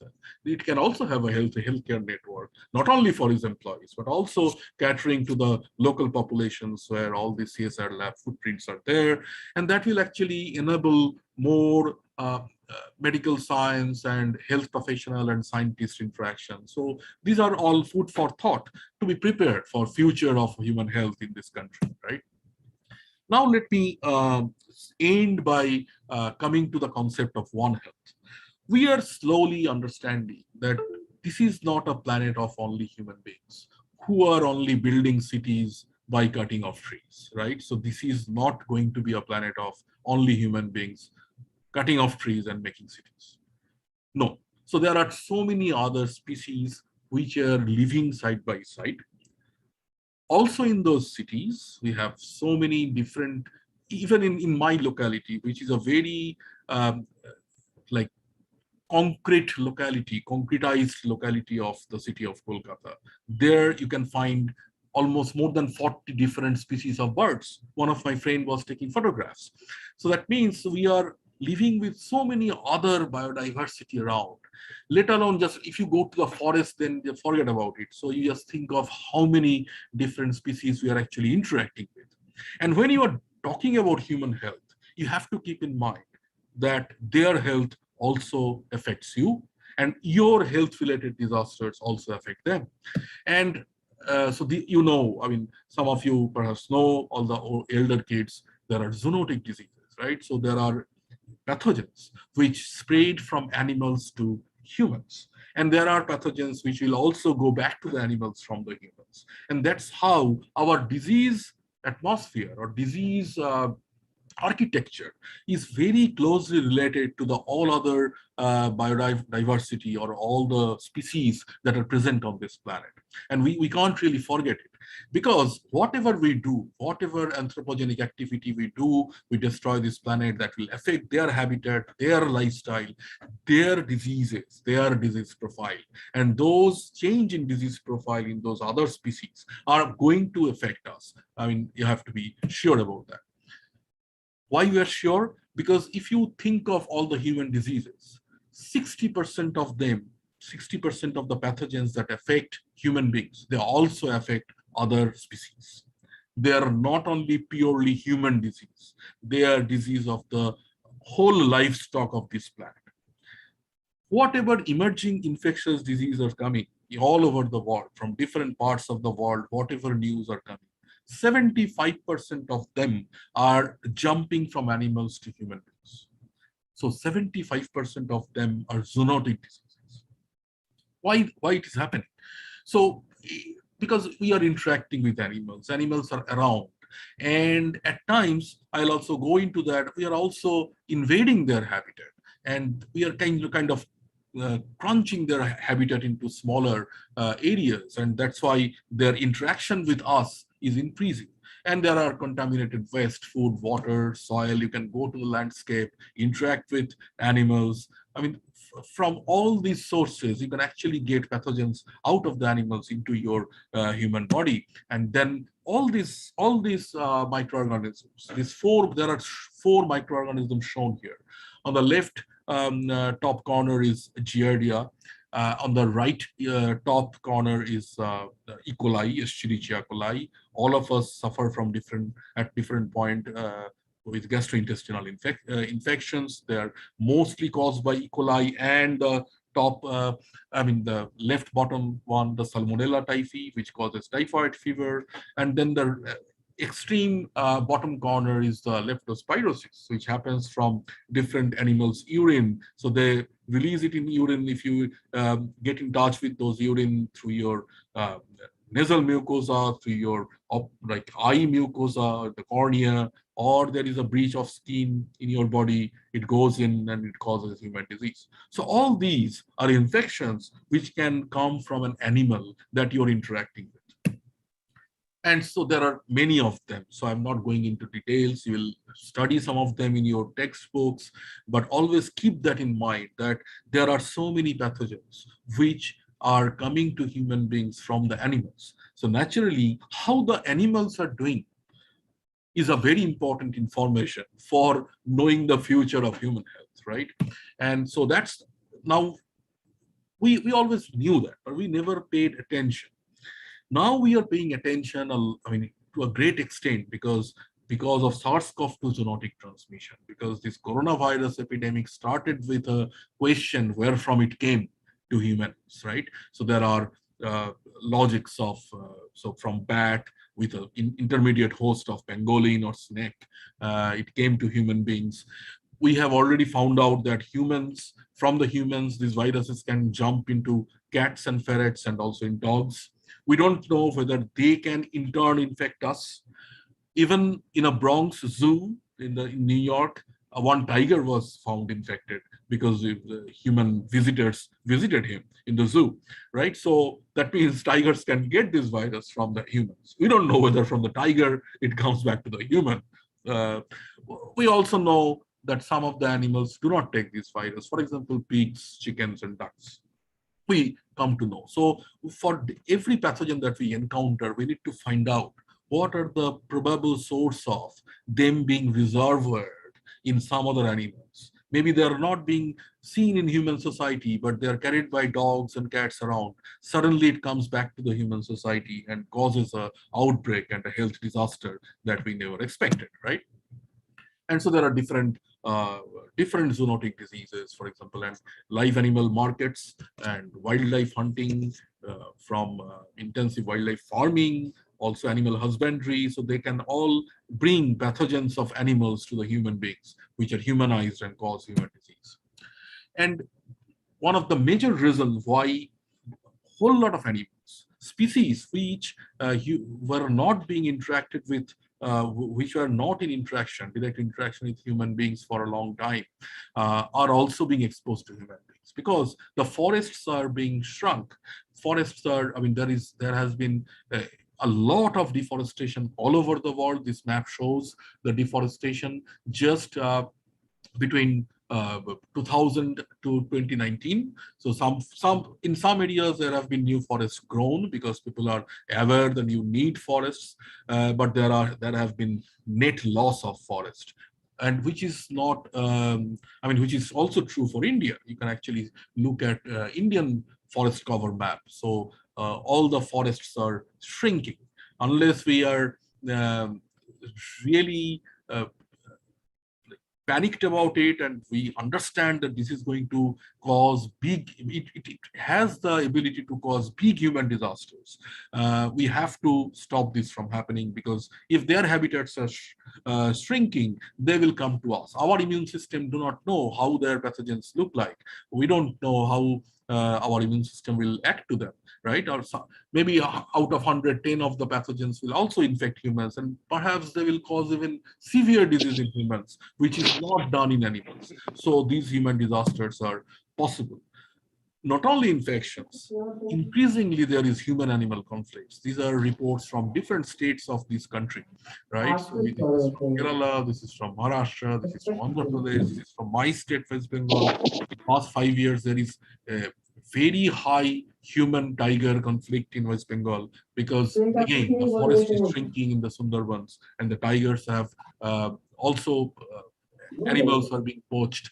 So tigers are out of their food, they're coming to the localities, and they're interacting with humans, and tiger-human conflict are going to be, is not going to be beneficial to humans. You can rest assured, right? And then comes all the question of pollutions, right? These are all anthropogenic activities. Just think about it. The planet was doing very well. It had a nice ecology which was balanced in itself, but humans have changed, have messed it up to some extent, I would say.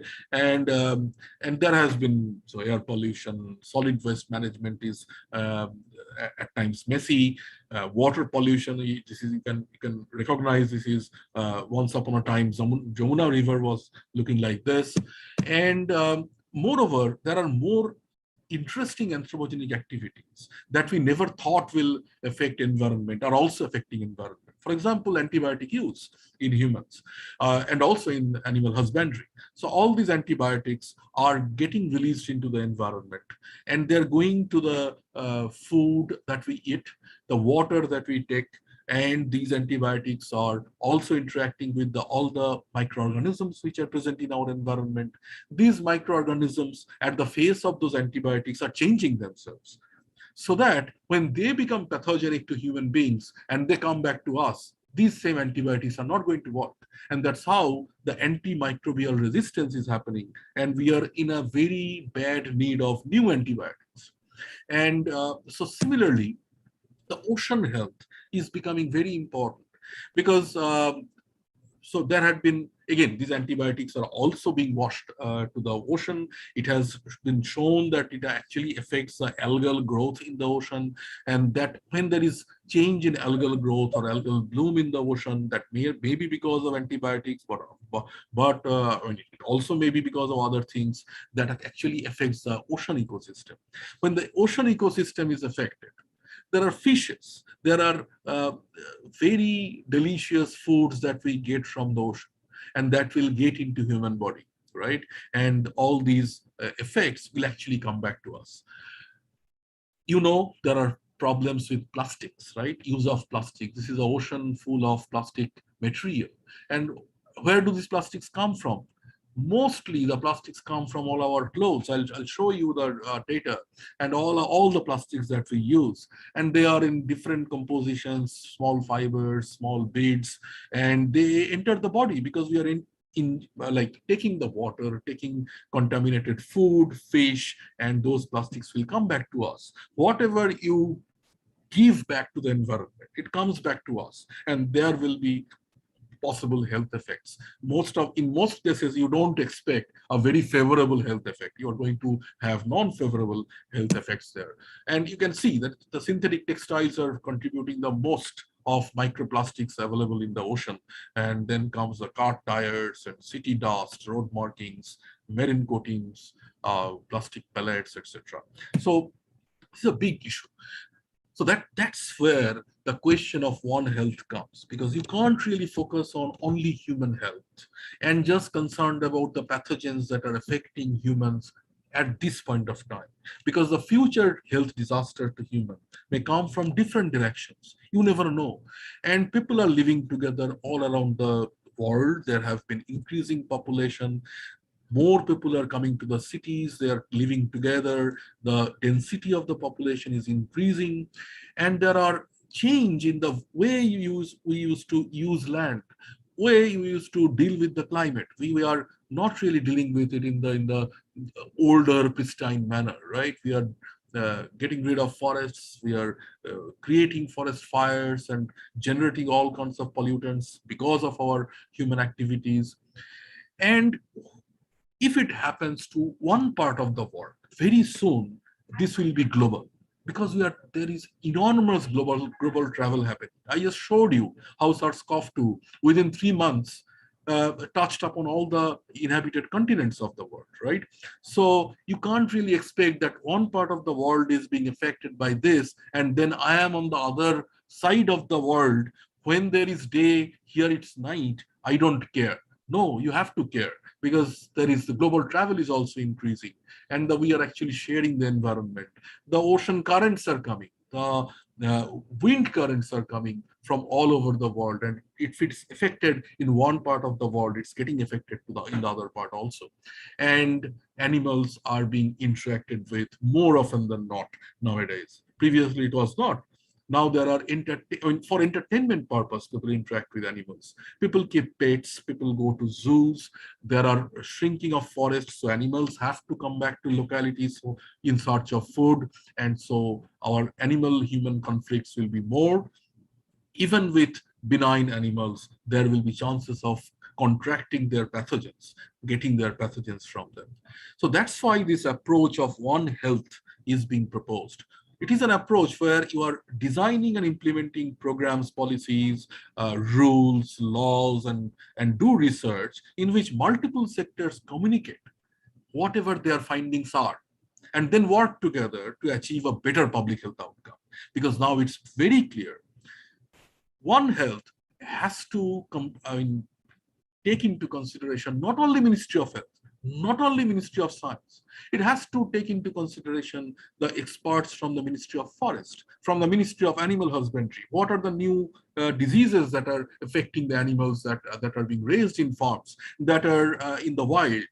What about the Environment Ministry? What is the condition of the environment in different cities, from which we have to gather what are the imminent health disasters that we can expect?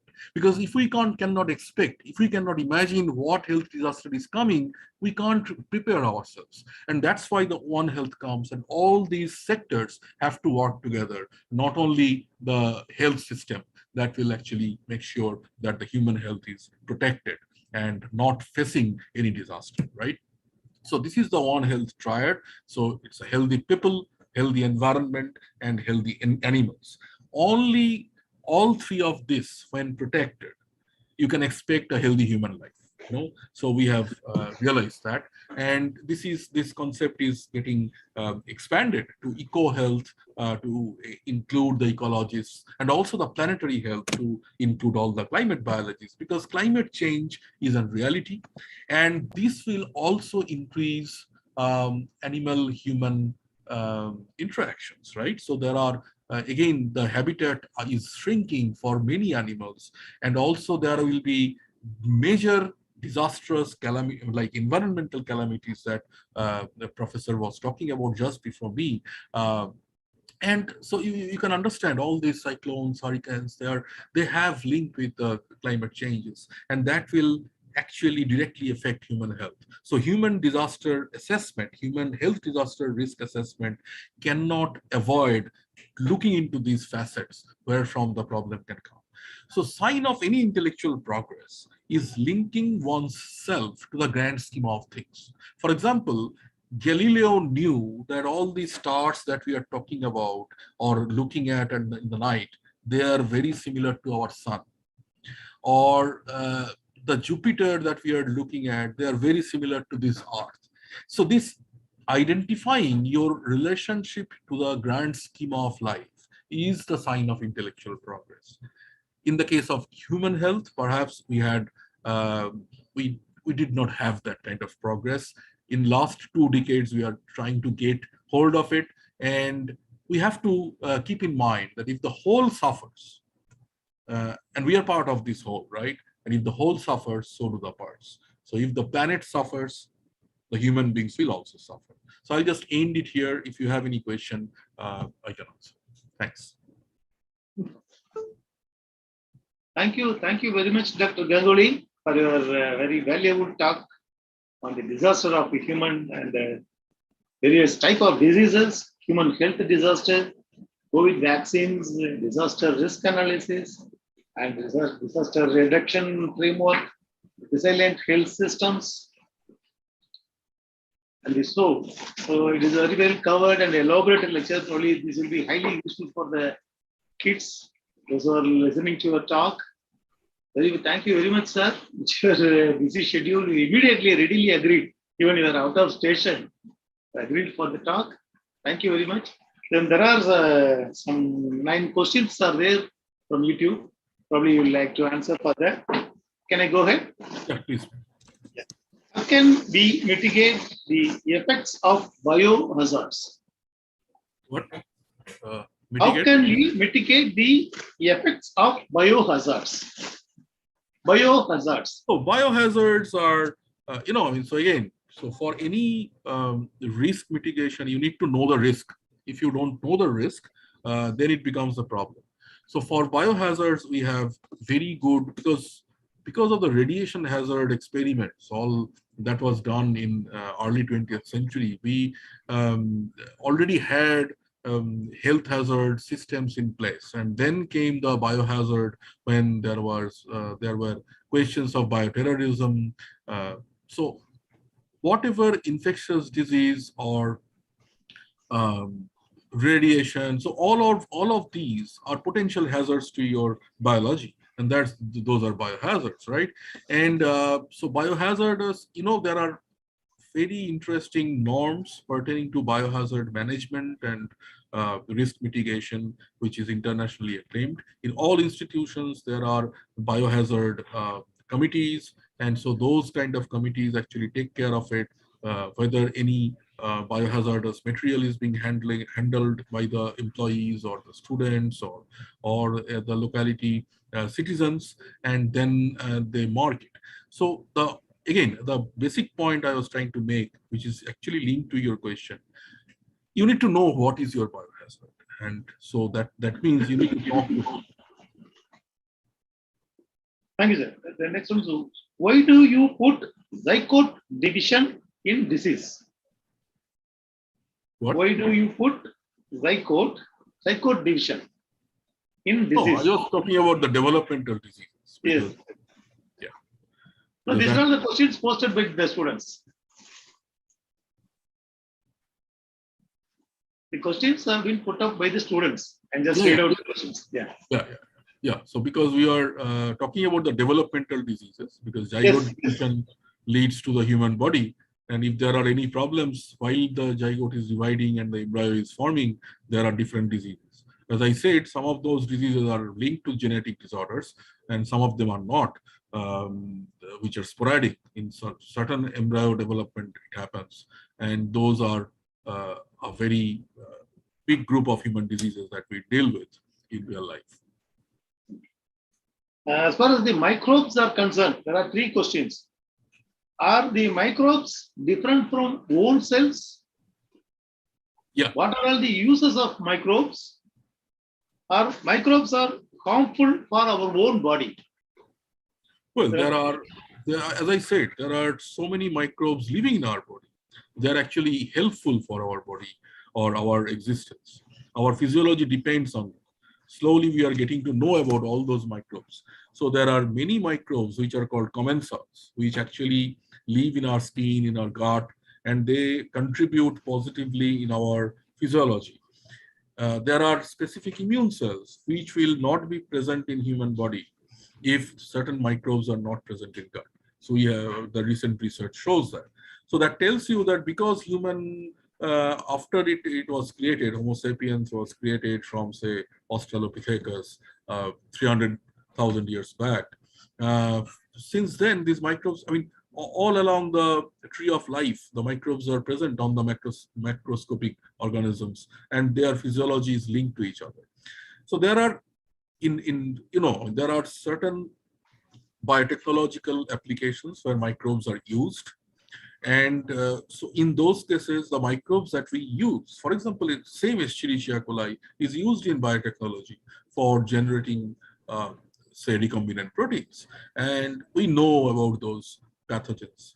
But the diseases that are caused by the same Escherichia coli becomes problematic, right? So when you're dealing with them in the laboratory and trying to do biotechnological things using them, they become very beneficial. But when they go out of control and goes to your body or proliferates in your body, then it causes disease. So for each microbe, I would say there are, I mean, it's kind of two-edged sword, right? So you have to know how to deal with it. Yeah. Why only monkey adenovirus? Monkey adenovirus was used to make vaccines. Well, it was a chimpanzee adenovirus, not monkey. So chimpanzee and monkey are very different. Okay. So chimpanzee adenovirus was used because this adenovirus was known to not affect human, I mean, not cause any human disease. And this chimpanzee adenovirus was very amenable for, as I said, the genetic engineering that they had to do, because they had to introduce a gene from the SARS-CoV-2 virus into this chimpanzee adenovirus. And this chimpanzee adenovirus, they have been researching with for a long time. They knew how to deal with it, how to engineer it. And that's why they use the chimpanzee adenovirus.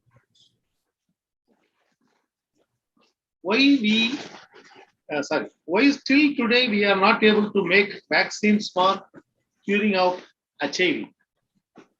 Yeah, so there are so many infections in human body, right? So how many of them you have vaccines? Very few of them. I would say like 2-3% of them. I mean, not even that. Less than 1% of human infections have got vaccines made against them. And vaccines are not easy to make because pathogens change themselves. The major problem is you make a vaccine based on one pathogen. Afterwards, when you go back to the humans to deliver it, the pathogen changes it, because we are very prone to change when you are dividing. And so we procreate once in a lifetime, twice in a lifetime. Pathogens divide every 2 hours. And whenever it divides and creates progenies, they can introduce genetic changes. And because they are fast-growing organisms, their genetic changes are also more. And so they change themselves very often. And also when you use some certain vaccine, it seems like more variants come over because the pathogen start to change itself at the pressure of this immunity so that it can infect more individuals, because everyone is trying to live on this planet. No one is going to go away, leaving the planet for you. And that's how it happens. So it's all question of a balance, and vaccines are actually disbalancing those interactions. And that's why most of the infections, they can actually avoid vaccines. And also developing vaccines takes a long time because you are giving vaccines to healthy human beings. When you are developing a drug for a cancer patient, the patient is not expecting to live for a long time, and he or she wants to use any drug that you offer, right? But for a healthy human being, he is going to take vaccine with a hope that it will kind of prevent him from getting infected or getting certain disease. And that's why all the regulatory authorities are also very strict before giving emergency use permissions for any vaccines. So for in this pandemic, it was a very different outlier event that so many vaccines, while they were being developed, while they were in phase 3 trial, while we did not know about all their toxicity profiles in big populations, they already were given to human beings because human beings were dying. And but it doesn't really happen with other infections which are endemic, and there are other means of preventing or saving people other than vaccines. So those vaccines are not coming. What is the metabolism? Well, metabolism is how you get your energy. The energy that I get for speaking to you, the energy that I get for keeping my eyes, keeping the cells in our retina alive so that I can see this screen. So all these things need energy, and this energy needs to be provided by a mechanism in your cell. And in this cell, usually the nutrient, the major nutrient that provides this energy is glucose, because every other food is broken down to glucose. And then you run it through the cellular respiration pathway. Perhaps you know about this, glycolysis and Krebs cycle. The elder students will know. And there you generate ATP. And this ATP is used for activity of different enzymes, different receptor activation, different gene expression, which, all together, this is called life. And the energy comes from ATP, and the metabolism gives you ATP. Thank you, sir. That's all our questions from our student side. Thank you very much for patiently answering all the questions, and you have taken enough time for very patiently answering the many questions. There are many questions maybe asked by the students, probably while they are in person, they would have been asked. But anyway, somehow it will help us to go for this lecture in successful manner. Thank you very much, sir. Thank you very much. So before going into the quiz program, I would like to propose my vote of thanks. Please, sir, students, please be patient for some time. I would like to thank our speakers, Dr. Gomandanayagam and Dr. Ganguly, for readily agreeing to deliver the talk for you, the students, for this bootcamp 1, and spend time to prepare questionnaire as well. They have prepared the questionnaire based on the lectures for the quiz. Thank you, sir. I thank Dr. Geetavani, Dr. Sridhar, and all the nodals of Jigyasa for rendering their support for this bootcamp, for especially the topic disaster mitigation. My special thank for Dr. Sondatta for providing the quiz platform. I thank Dr. Anandavalli, the Director of CSIR CRC, and Dr. Bharat Kumar, BH Bharat Kumar, the Chief Scientist and Advisor Management, for delivering the welcome address and for their support for this event. I must thank my colleague, Mr. Ashok Kumar, is totally helping this IT related things and my IT division, and Mr. Balakrishnan and Mr. Satish Kumar. I must thank for this, their help for this one, and especially my special thanks to Mr. Akhilesh, CSEO, who has come very lately connecting with YouTube and the like, helped a lot. At last, but not the least, the students. I thank all the students those who are enthusiastically participating in this event. Thank you, one and all. So let us start now the quiz. Mr. Ashok Kumar will initiate the things on how to go. Thank you, sirs. Thank you, Dr. Gomandanayagam, and thank you, Dr. Ganguly.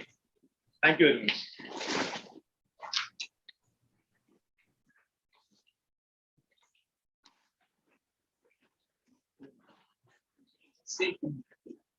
Students.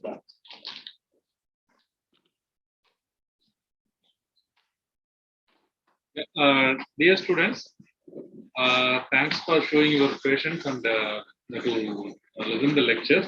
So now I will post the this quiz link. Okay, so this quiz will be based on the lectures which you have attended, the last 2 lectures. Okay, so just to there a few seconds. Okay.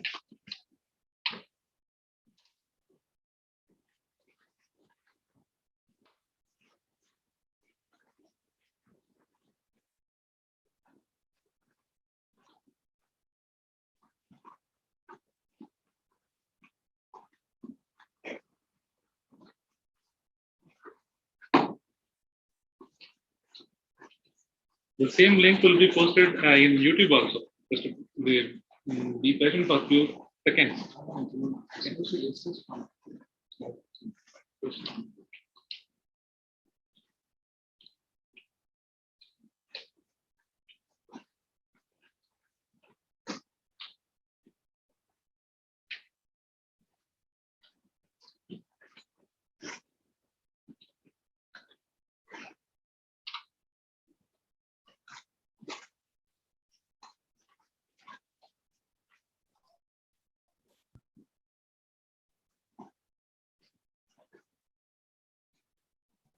Sir, does this quiz also have a result? Yeah. Like yesterday you have attended, no? Results will not be posted to you. However, you will get the e-certificate.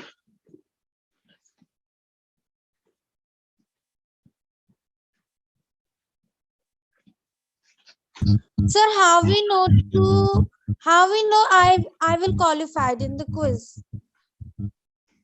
We will learn, we'll let you know. We will communicate to you. We will send Sir, the email. The certificate. You get. Sir, did you send the link in the chat box already? Yeah. Wait. Just wait. Okay, sir. Sir, we will Sir, receive but I the cannot certificate on attend the mail ID. yesterday quiz. Yeah. Wait a second. See, I'll just share my screen. Okay. Is it my screen is visible to you all? No, sir. Yes, sir. Yes, sir. Okay. Yeah. Yes, sir. Yes, sir. So, okay. See, Yes, sir. just there is just you check it in the top. Okay. So there is a link called www. That you just go to the link.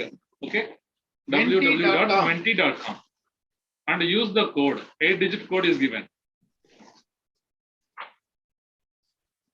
Is it clear?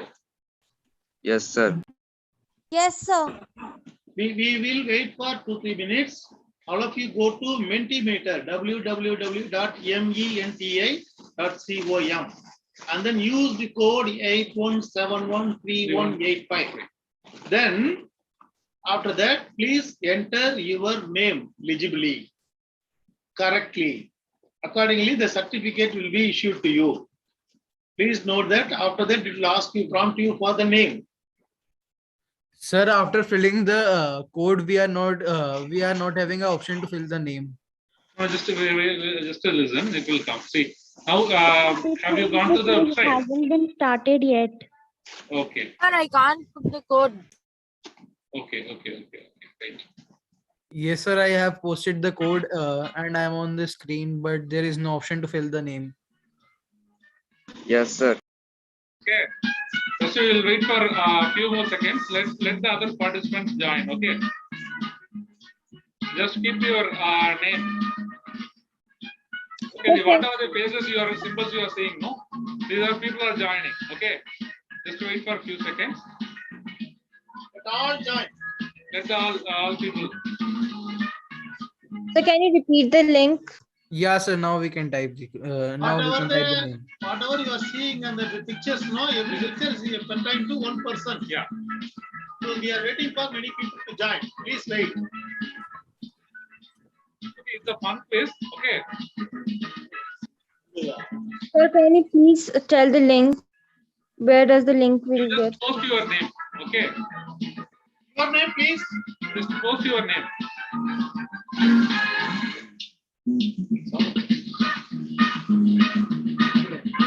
Shall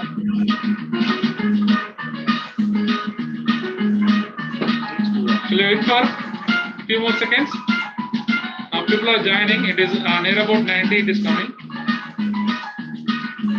Sir, when you start this quiz? Wait. Because we have to give a chance for all. See, people are connecting in YouTube People are also. connecting, no, YouTube Okay. also they are connecting. So let Please them wait. join. Few people are there in Zoom and many others are in YouTube. So let the people also join in from YouTube. Sir, No. so 1 second, can you send the link in Zoom? Yeah, link I'll post it. Okay.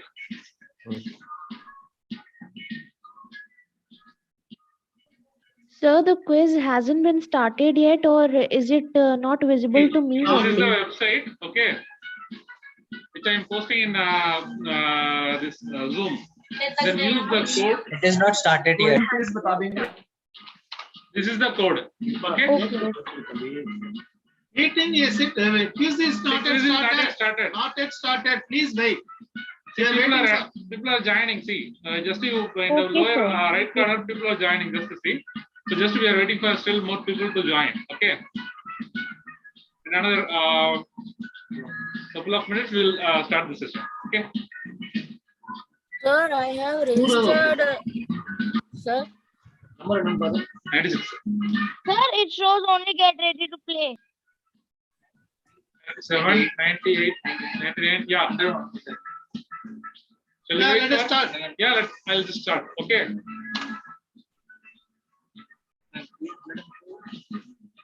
Sir, the quiz is started or not? See, this is your first question. Okay. Answer fast. Okay. Those who are answering fast, they will get more. Total 30 questions are there. Okay. Respect to presentation.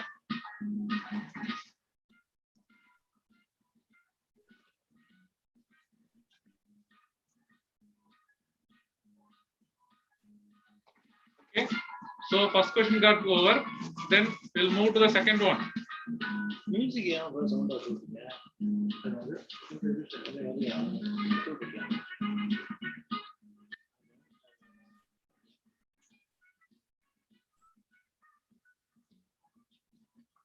is the second question.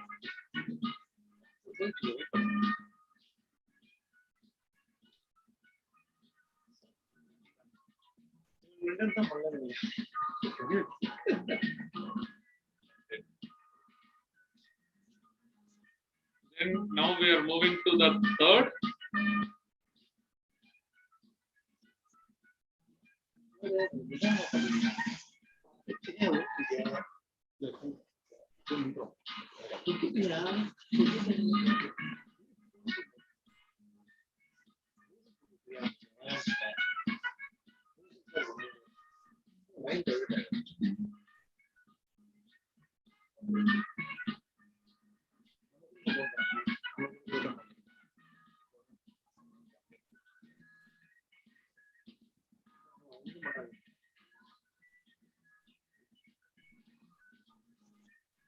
Okay, let's move to the next question.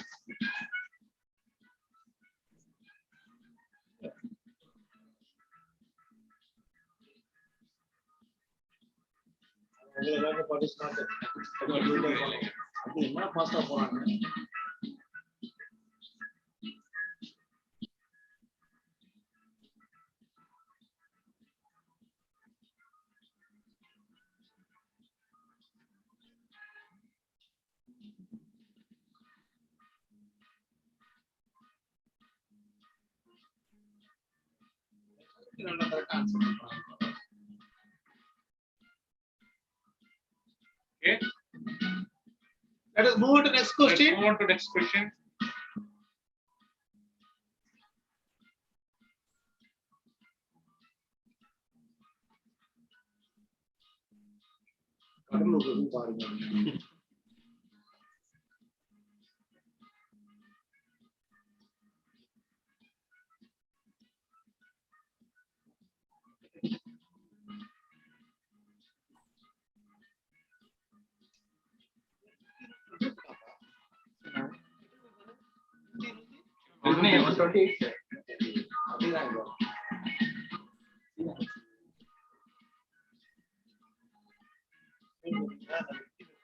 Okay, we'll move to the next one.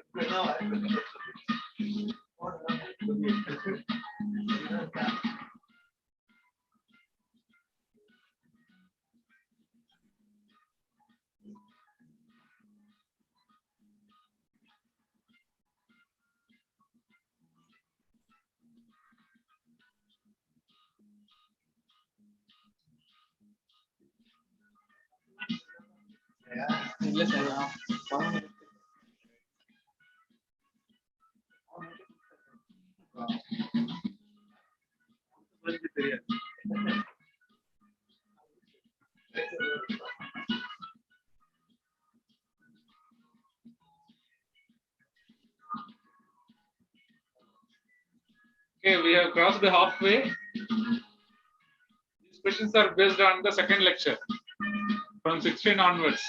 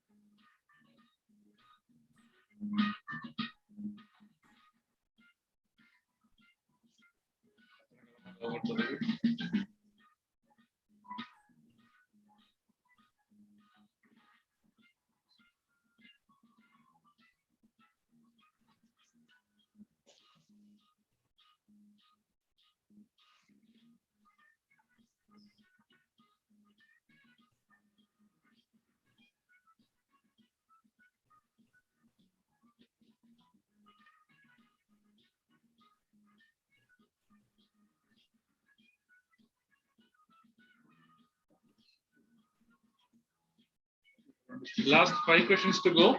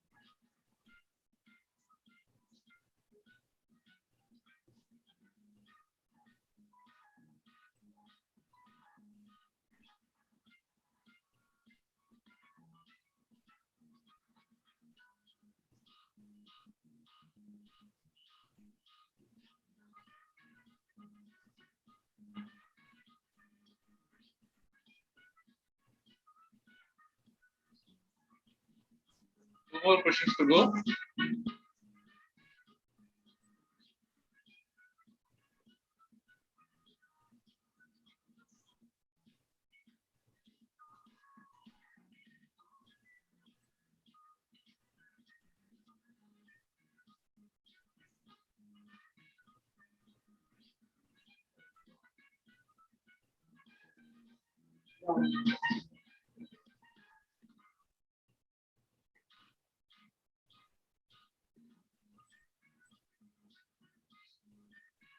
Last one.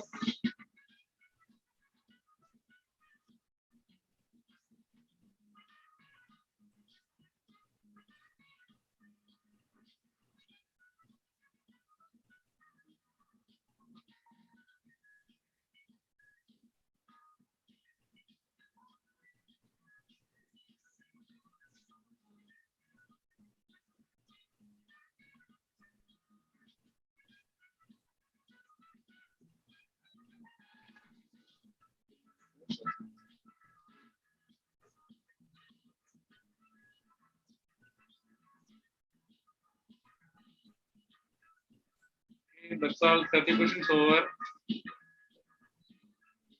Okay. So it can see the result. Who's leading? It's Shivani Yadav, the fastest. Remaining all people are coming the close. Okay. So thank you.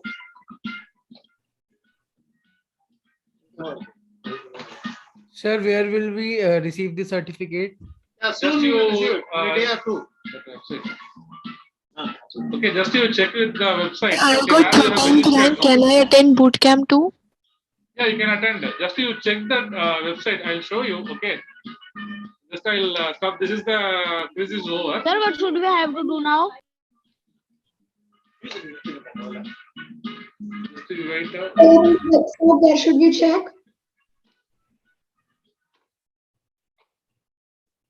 Just a second. So can we leave? Just there is Those who want to leave, leave. Yeah. Just there's a small announcement. Okay.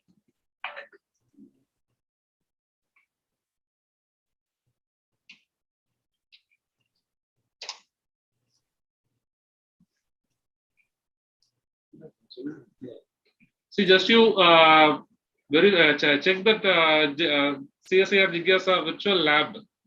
Okay, in that virtual lab site, you will get the updates about the further upcoming webinar, boot camps, bootcamp 1 and 2.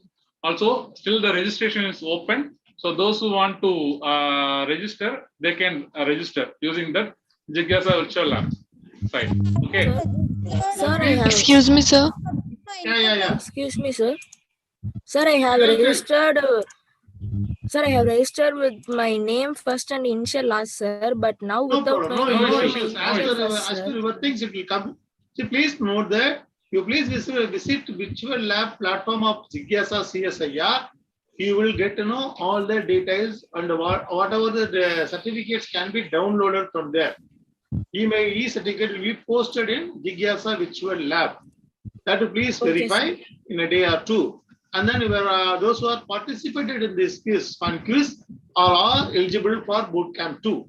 Please attend that Bootcamp 2 that is related to your creation, creating tools for the science. See, whatever the contents we are delivering, the scientists are delivering, that based on that you can create any of the contents using any of the tools like comics, videos or something like. You can create a content that will be selected for the national level competition and it will be put on the virtual laboratory permanently. So please go ahead for the Bootcamp 2 and whatever the sessions you want to attend up to 14th of this January, you can attend. Bootcamp 2 will start January 17th onwards. Bootcamp 2 is starting. There you can get the experts lectures on various tools like themes like comics, infographics, artificial intelligence, so many other things can be done. Apps development, so many things will be discussed. So please attend Bootcamp 2 also. Sir, what do we have to do with our ideas? You have to have an idea to create the contents. Whatever the idea content, if you have, you can use any of the tools such as I mentioned, because website you can see for Bootcamp 2, you can have all the tools can be used for your idea. That can be. If we have an idea on the disaster topic, we have to make a video. Anything. It's up to Be up to you. You can use app. You can develop an app. You can create a video. Then what we have to do with that? Pardon? Then what we have to do with that? That will be told in the Bootcamp 2. You have to post all these things to us. Excuse me, sir. You have just wait a minute. We will have an evaluation committee. Will evaluate separately and identify the best contents. Yeah. So we have to prepare a project on the idea. Yeah. Idea. You have to have an idea. That idea can be delivered in these forms. You may have some idea, content that you can create using these tools and deliver to us. Then we will evaluate it and finalize. Okay, sir. Okay. So where can we contact you for other queries? Anything you can contact through Jigyasa website. You can go. You can find the contacts. You follow the virtual lab website, Jigyasa virtual lab. Sorry? Only drop a message to the Jigyasa team one. Oh, we are not able to hear you. Sir, will we have these sessions like every day till 14th? Yes. Yeah, just you check go the through the website. Go website. to You the just website. check. Yes, You sir. can get the timings also. So total 7 teams. Yesterday 2 teams conducted the Today, bootcamp. Today is the third one. Third one. So 4 more are there. 4 more bootcamps will be there with respect to the themes. Okay, like see, whatever yesterday was, it was energy and health. Today is disaster mitigation. Likewise, content-wise, there is a total 7 bootcamps. The next week, your output, like whether you are going to give it in the form of comics or any video or animation, those kind of. So for that, from next week onwards, the bootcamps will be there. So after that, you have to develop your content on your own with what way you want. Then you can upload. Okay, so you just follow the website. That is Jigyasa Virtual Lab. In that, you will get the information about this. Jigyasa Vigyan Mahotsav 2022. Okay, then based on that, you just follow the website. So time to time, you will get the updates through the website. Thank you, sir. Yeah. Okay. Thank you. Now we will close the Sir, session. please repeat the. What do you want to repeat? Sir, please repeat the website name You so that I please can. visit website of Jigyasa Virtual Laboratory under CSIR. Okay, you will get to know the bootcamp details. Bootcamp Thank 1 you, is sir. for contents, bootcamp 2 for themes. What do you want to develop? Based on these contents, you can develop something that can be put that will be for the competition. Okay, please do visit our site. Please do Sir, visit which our site. website? It is, I will see, just you search it like, it is Jigyasa Virtual Lab. Okay. Maheshwaran, you just yes, share the screen at least. Yes, sir. Yes, sir. Yes, sir. Yes, sir. Yes, sir. Yeah, that's your screen. Just to share the screen. Yes, sir. So we are going to get the certificates through the same website now. Yeah. Yes, yes. Just a second. I'll just show you.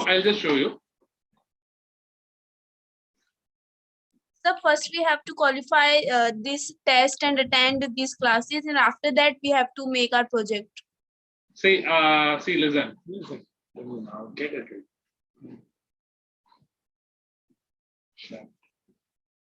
See, the website which you are seeing, no?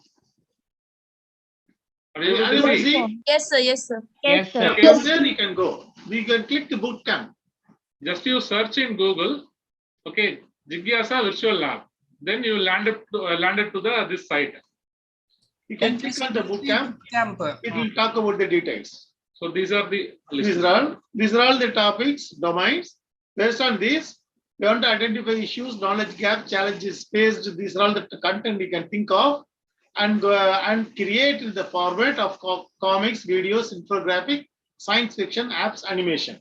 And based on this, you can create, based on these contents, you can create the idea of the things, tools, can use, choose idea in one or many, and then put it in your idea into solutions that can be put into a website.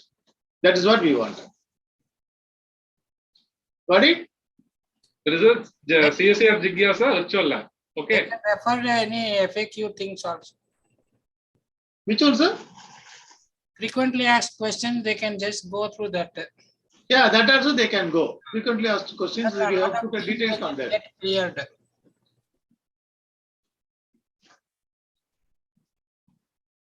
These are all there. Let's have a look. What do you want to create? These details we have given. From this website, where to download these certificates, sir? See that you just follow the website. Just follow the website. We will put in. Okay, now these bootcamps are going on. Still 4 more bootcamps to go. 2-3 days. Please wait. We will put it. After all these areas you covered, then only I think the link will be generated. Yes, sir. Yes, sir. After all the bootcamp 1 is getting over, we will communicate to you. It will be put in the website. Just to follow the site. Okay. Follow the site. See, Jigyasa Virtual Lab. Okay. Just to follow the site. Thank you. Okay, sir. We are Thank you gonna- all. Thank you for participating. Thank you, sir. Thank you, sir. Thank you, Dr. Bharkubarji. Thank you, Ashok. Maheshwaran. Thank you, sir. Thank you all. Thank you, sir.